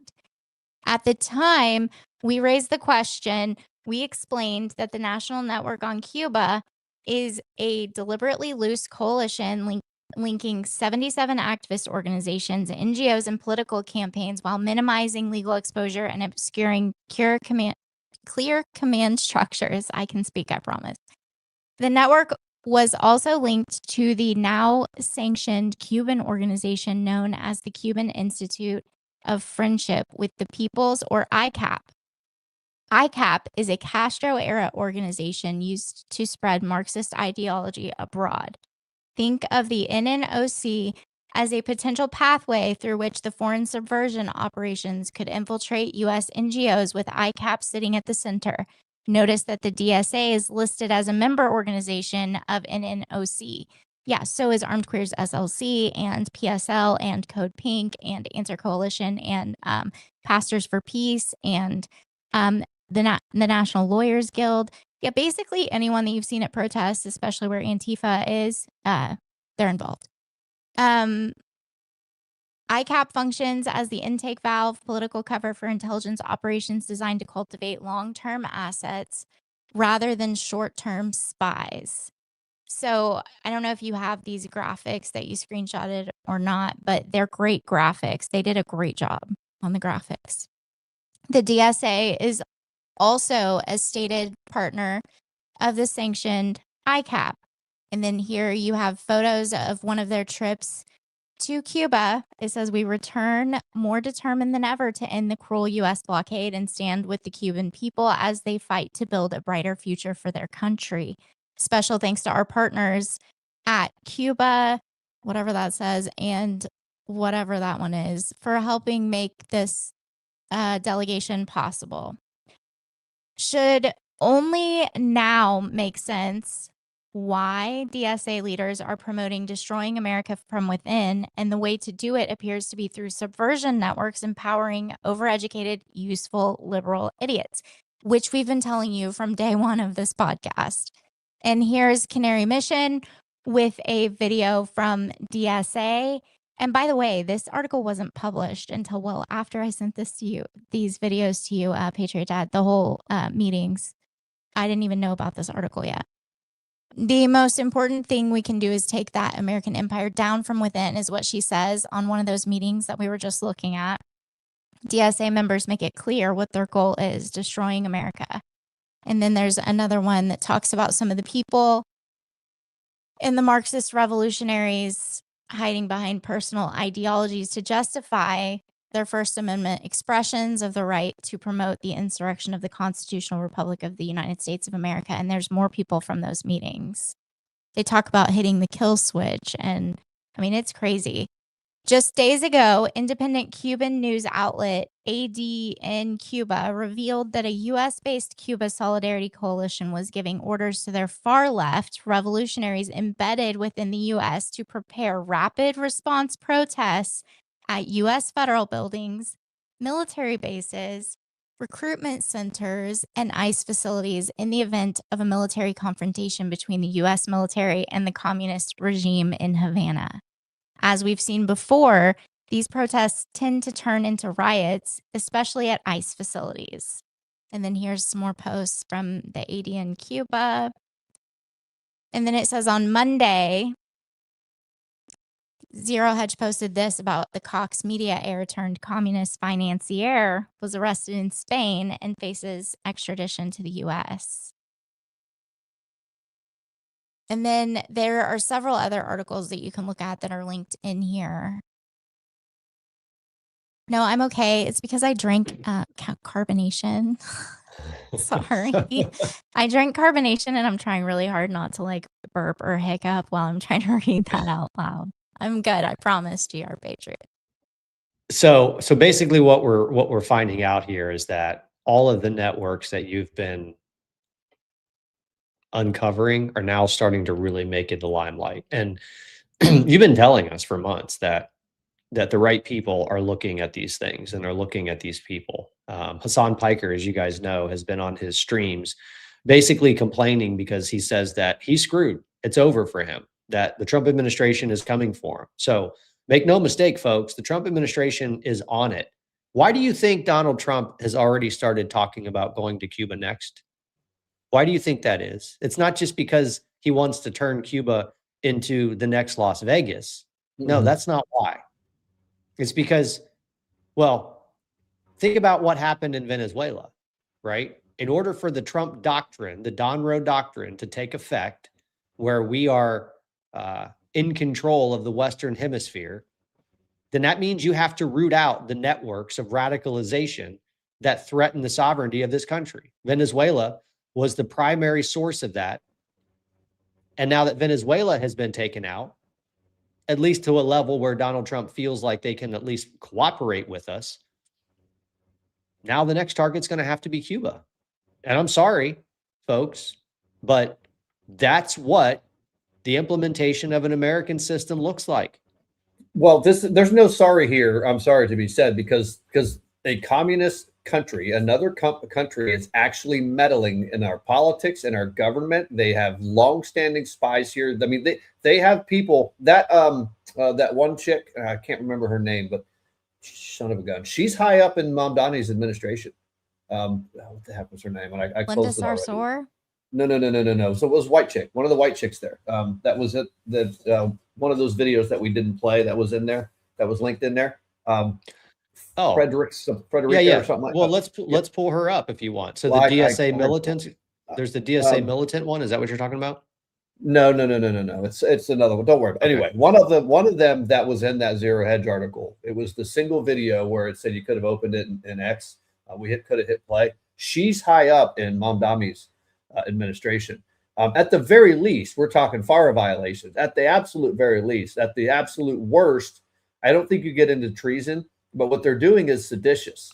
And I know that we've got a number of laws on the books that, are, that allow us to push back and fight against communism. But I mean, Cuba is meddling and they are trying to overthrow our country from outside, just like China is. China's just not nearly as overt about it for a lot of reasons. But that tiny little island just 90 miles away from our country, yeah, take them the fuck out. Sorry, get them out of there. It's not just because of the Don Road Doctrine. It's because they're intentionally trying to destroy the internal operations of our country. Nope. Well, that's what the Don Road Doctrine is designed to do. It's to protect your own backyard. Not only protect it from foreign adversaries, but to protect you from it. Remember when I told you guys that I thought the information was going to be coming out about the elections? I told you guys this months and months and months ago. And I told you that there were certain countries that I felt were involved in the election stuff. And I've told you guys multiple times, all of the countries that are working together within this big ecosystem that are working to overthrow the US government. They push everything as being anti-Trump, but really they're just anti-US government. That's Even the people that are the fired USAID employees, the civil society people, the people that trained the Optor people. Did I send that to you guys today? The Optor thing when I was looking through my screenshots? I don't think so. Maybe. Well, you might I have. looked at that and it said how many hundreds of thousands of protesters they trained in a very short time for that whole color revolution. Those same people that trained all of those hundreds of thousands of people in a very short time are the same people that are working within these networks. One of the organizations that was involved in the Congress 2076, which was their meeting to work more on their plans and their platform for democracy 2076, was Horizons. And that's where a lot of the civil society people are. I can't remember if that one was Danielle Reef or Maria Stefan, but one of those people are the ones that started Horizons, and they're up in the middle of all the protests.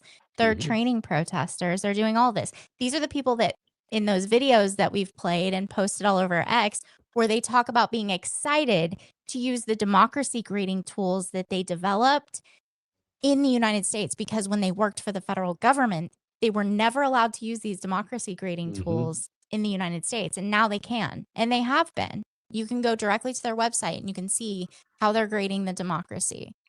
And that's why in those DSA meetings, they're consistently using the word democracy, and they're telling people, we want democracy. Democracy is what we want. It's all about the collective. We want the people to have the voice. We want the majority to rule. We want true democracy. The Electoral College exists for a reason. And these people need to understand that the Electoral College exists for a reason, because the people in the middle of the country, like where I live, would have no representation in the government if we did not have the Electoral College. And I can promise you, my way of life here in the middle of BFE, Oklahoma, is completely different from somebody in New York City or LA or San Francisco or Chicago or Portland or Seattle or any other big city in this country. It's completely different. And I am not paying taxes without representation. So you take away the Electoral College, I have no representation. I will not pay my taxes. Period. No, you will under their system. You don't have a choice under their I system. mean, I still have 2A rights. I mean, if you think 2A rights are going to stick around, I mean, look, folks, still You can't have 2A communism rights. without 2A rights. you can't have communism and be able to protect yourself at the same time. That doesn't That's work why that they want to way. disarm people. But That's again, exactly boating why. accidents, metal, water, horrible combination. But again, I mean, come and take them.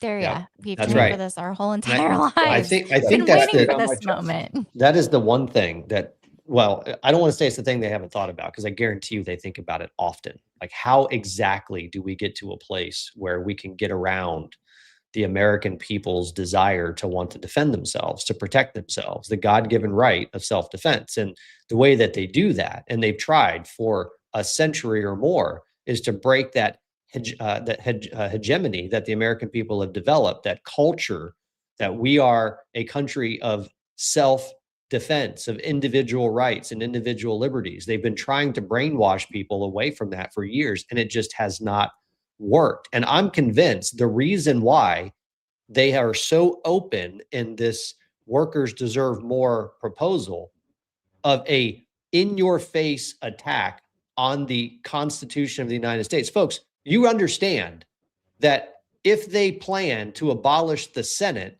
they have the only way, there's only one way that they can abolish the Senate. There's only one way.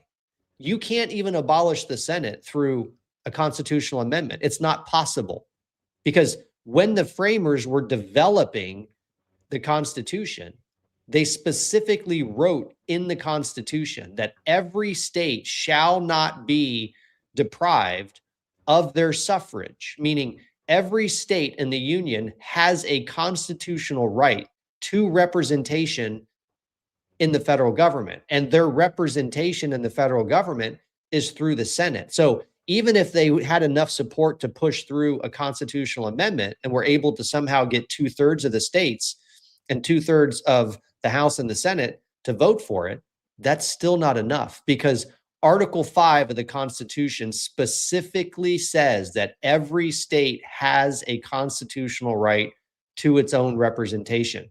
Every state, its own suffrage, meaning every state would have to be willing to surrender its representation to the socialist in order for them to abolish the Senate. That means there's only one possible way to do this. There's only one way to abolish the president. There's only one way to abolish the Supreme Court, and that is to eliminate the Constitution of the United States. Make no mistake, folks, they're not talking about just proposing legislation or proposing a constitutional amendment to fiddle around the edges, because the things that they are leading with cannot be fiddled with. They cannot be tweaked the way they want to be tweaked. They have to be removed.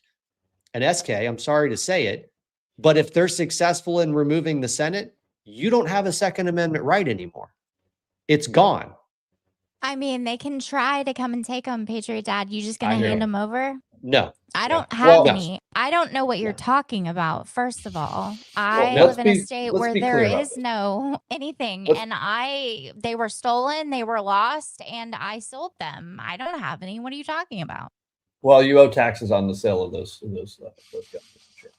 No, let's be realistic about this, right? Because it's not an accident that they're also starting to arm themselves. They know that there is no legal way to get rid of the Constitution of the United States of America. There is no legal way to do it. You can amend it. Through revolution. Hold on. Exactly. It's only done through civil war, right? Because even revolution would require that everybody agrees that, hey, we're getting rid of this and we're accepting what it is you're trying to shove down our throats.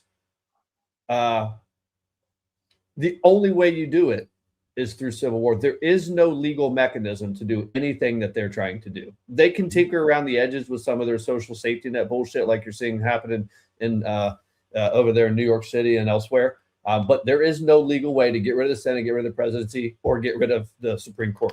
If you want to do it, they're going to have to start a civil war, and the United States government will have to lose that civil war to these, trans-tifa furry fucking weirdos? Good luck, dude. 400 million guns, over 2 trillion rounds of ammunition in private hands. Okay. That's all I'm going to say. 2 And trillion? nukes. That's And- it? I don't yeah. believe that. Yeah. And nukes. That's right. And tanks and all kinds of things. There's a lot of people in the city that have no idea what goes on in the country, and they're like, that's not legal.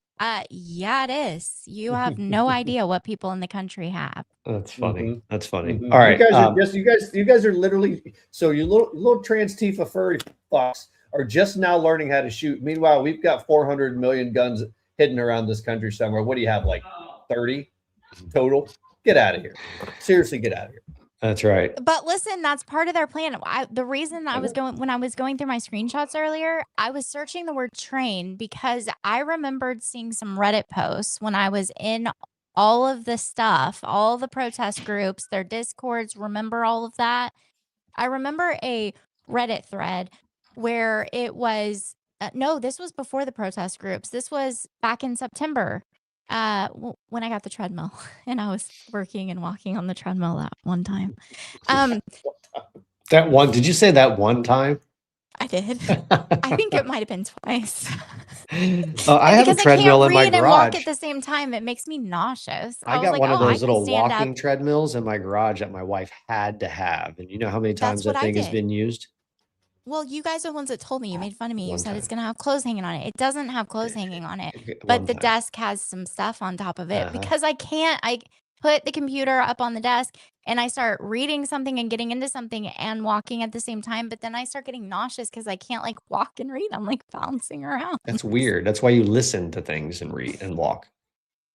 Well, I mean, I guess, but when I'm like researching on the internet, you can't just go to an audiobook. No, but I think don't most articles these days have like listen to this article Well, these features? are like websites where you're Oh, I reading, see. like looking for the like people that are on the board and what their plans are and where their PDFs are. So you can read their entire plans on their PDFs. That's right. All right. I got one last thing before we wrap. And then I think we got through most of the stuff, but there is this I want to share with you guys. Because a lot of this has been buried. For some reason, the people who have been trying to convince you that Donald Trump is destroying the economy don't want you to know that, in fact, that's not true. In fact, quite the opposite. Release That thread that I thought I remembered, it was about training. And I swear, for some reason, I really think, and again, this is just me trying to remember and think, I could be totally wrong. I'm not even saying that this is true, but somebody needs to remind me to go back and keep searching because I think Graham Plattner might have been one of the people that was offering to train some of these He was. Oh, yeah. people. He was not training offering, the did. Pink Pistols. Yeah, he was part of their training networks for sure. Okay, well, yeah. I found those Reddit posts back in September. Yeah. Yep. He was deeply involved in training them. And as a matter of fact, I think it might be worth looking to find out if there was any, cross-pollination between the Armia Fenian and Graham Plattner and those training organizations, because he was involved in training Antifa for sure. Well, if you know what his Reddit name is and somebody can let me know, I'll look back through my screenshots because I took screenshots when I found all that. I was researching. That's how I found out who was responsible for the Salt Lake City stuff, because it wasn't just armed queers. There was another group. That's how I found out about all of that. It was a socialist gun club, wasn't it? The John Brown Gun Club? No, that's down in Texas. No, the that's socialist Texas. gun. Yeah. But I can't remember. I'll have to look back because it's been a while since I've even thought about that, because they arrested the dude that I kept telling you guys is the one that actually did the shooting. They finally arrested him and charged him a couple months back. Yep. All right. So some good news as we wrap. Some new information popped on the economy over earlier this week that you probably haven't heard of. So here's your first chance. This is our June release of the Consumer Price Index, expecting a headline number to be negative 0.1%. This is 4 times more negative, minus 0.4%. That would be the biggest negative drop that we've seen since 4/20, since basically COVID timing, which really affected, of course, all of the inflation data points. So that goes back, basically 6-year low. And if we look at the CPI month over month on the core, also under expectations, comes in at goose egg, 0. 0 would be the smallest amount. It would equal Jan of 21. To find a smaller change or a more negative change, or minus 0.1%, that's May of 2020. And if we look at the year-over-year numbers, year-over-year headline, 3.5, 0.3 less than expected, much less than the 4.2 in the rearview mirror. That would be the lightest since March of this year when it was 3.3. Year-over-year core, 2.6. 0.2 less than expectations, 0.3 less than the rearview mirror. 2.6 equals March. 2.5 brings you to February of this year. Here we go. Yeah, folks, that's critically important piece of information at the same time that you're hearing the Democrat Socialists of America talk about how they're going to provide a utopian fantasy land where you don't ever have to work anymore, when in reality, what's happening is New York City rents are reaching all-time highs in New York City. Why? Well, it's because there's a whole bunch of people in New York City who don't belong there. Hold on. A 1-bedroom apartment in New York City is $4,000. Yeah. And as a matter of fact, I Bruh. think that's in that was in one of the boroughs. The most expensive borough, I think Manhattan, was almost $6,000. Almost That's crazy. $6,000. That's right. This Those is a people would consequence. those people would actually shit their pants if they came to Oklahoma or anywhere in the middle of the country and went to buy a house or rent a house, because for $4,000 a month in Yeah. this part of the country, Well, that's what they're doing. A whole I shitload mean- of them are leaving. Well, the problem with these these socialists or whatever the fuck we're going to call them, I know Glenn Beck's got a new name for them today, and I haven't seen it yet, but as soon as I get it, we're going to start using it. But the problem with them is they believe in New York City after they do all of this stuff. Well, we don't understand why we're not paying Oklahoma prices. I don't really understand it. I don't when I free, they're stupid. These are not smart people. Well, after Wall Street moves to Texas and most of the billionaires that they are trying Y'all to eat Street. decide to It's they called decide Y'all Street. after Y'all Street shows up somewhere in Texas and all the billionaires take their money elsewhere like they're already doing, then maybe it will be like Oklahoma prices, because it's going to be look like it up. Detroit. They really started in it'll be Wall like Street 8 in Mile Texas. prices. no, yeah, we know. Yeah, It's No, going to be they 8 Mile really- prices and quality. that's right. They really started a Wall Street in Texas like last week. It's called Y'all Street. That's what they're calling it. And So I don't know what day they started trading more things. I can't remember if it was last Friday or if it's this Friday coming up. Yeah. They're going to be trading more things. It's Wall Street's literally going to move out of New York City. Of course it is. Why would they stay? They may stick around for a short period of time, but once they realize that the eat the rich is not going anywhere in that city, they're gone. They're moving. They're picking their money up and they're going to take it to a place where it is respected and it's welcomed and it can be deployed the most efficient manner. That's what happens with money every time it's done. But the one thing that they didn't talk about in that price index report is that it's not just that the CPI and the wholesale price index have come down, or let me say it this way. It's not just that the price index have slowed their rate of growth. For the first time since 2006, they actually retreated, meaning you're seeing deflation happen month over month. Now, inflation year over year is still an issue, and it's still something that the Trump administration is going to continue to focus on. It's something that the Federal Reserve is paying close attention to. But the problem for the doomer class out there, for the fake ass black pill wannabe America First class, and for the folks who are driving this utopian fantasy, is that wages are dramatically outpacing inflation. You see, inflation doesn't matter in the grand scheme of things. The price index going up doesn't matter at all if your income is keeping pace or growing faster, right? If your real income, the purchasing power of your dollar, is growing faster than the price index is growing, then that means that you are making up ground. You are becoming more wealthy as an individual, a household, and as a country.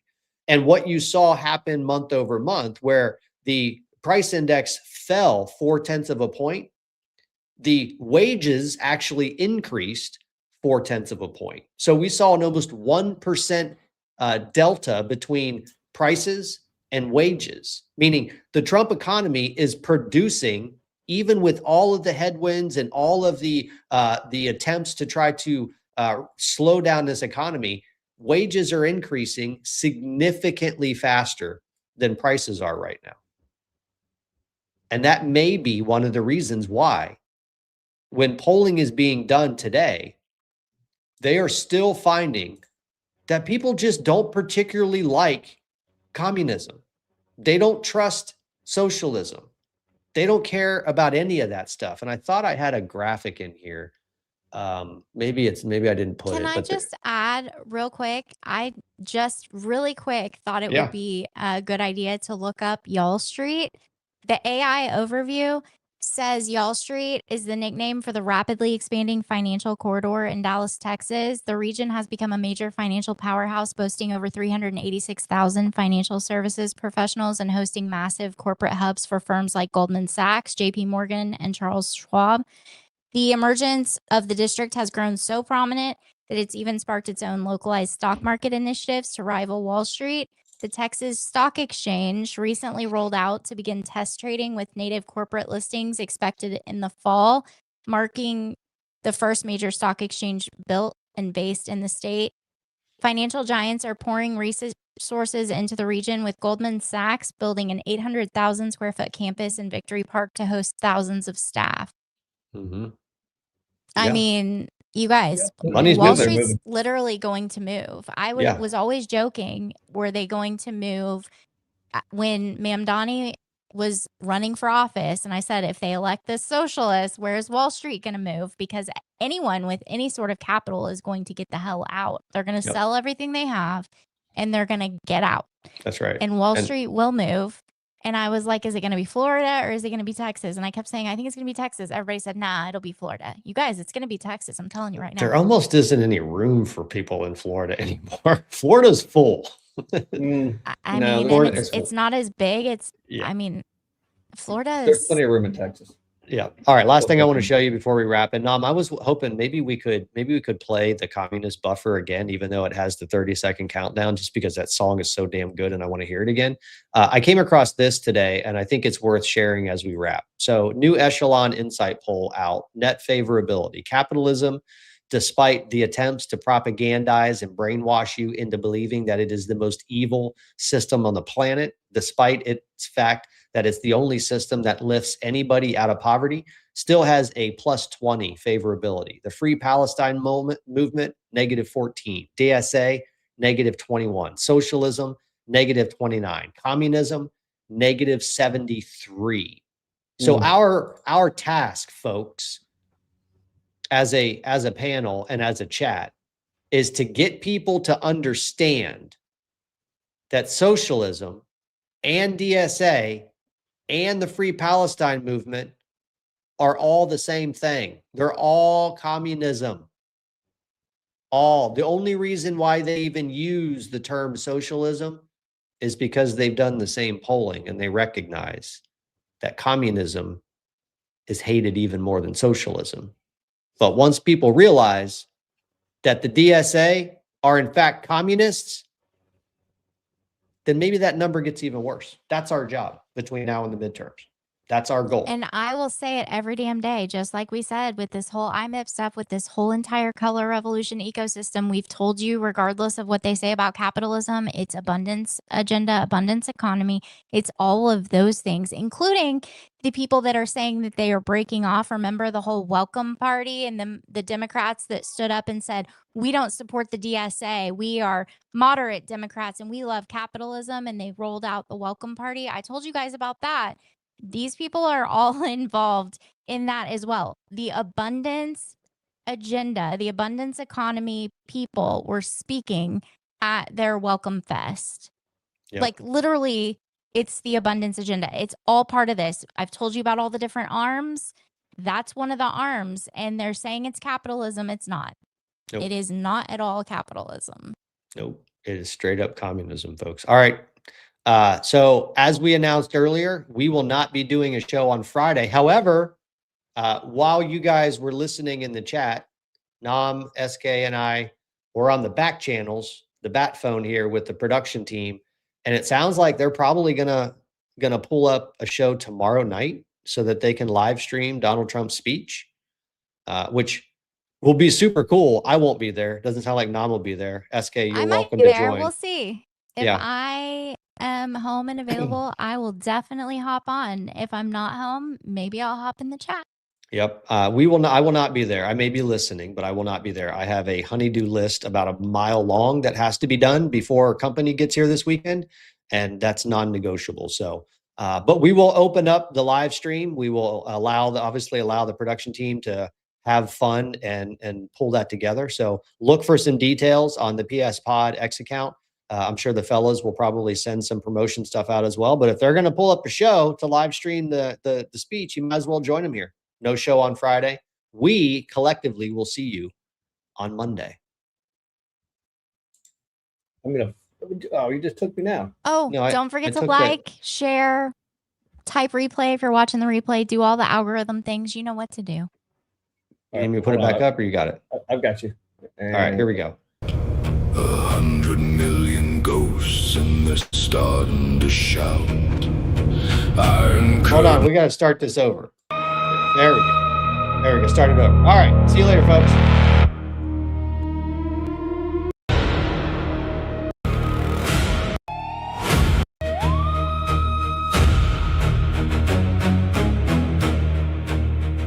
From the Patriot source, we're calling it out.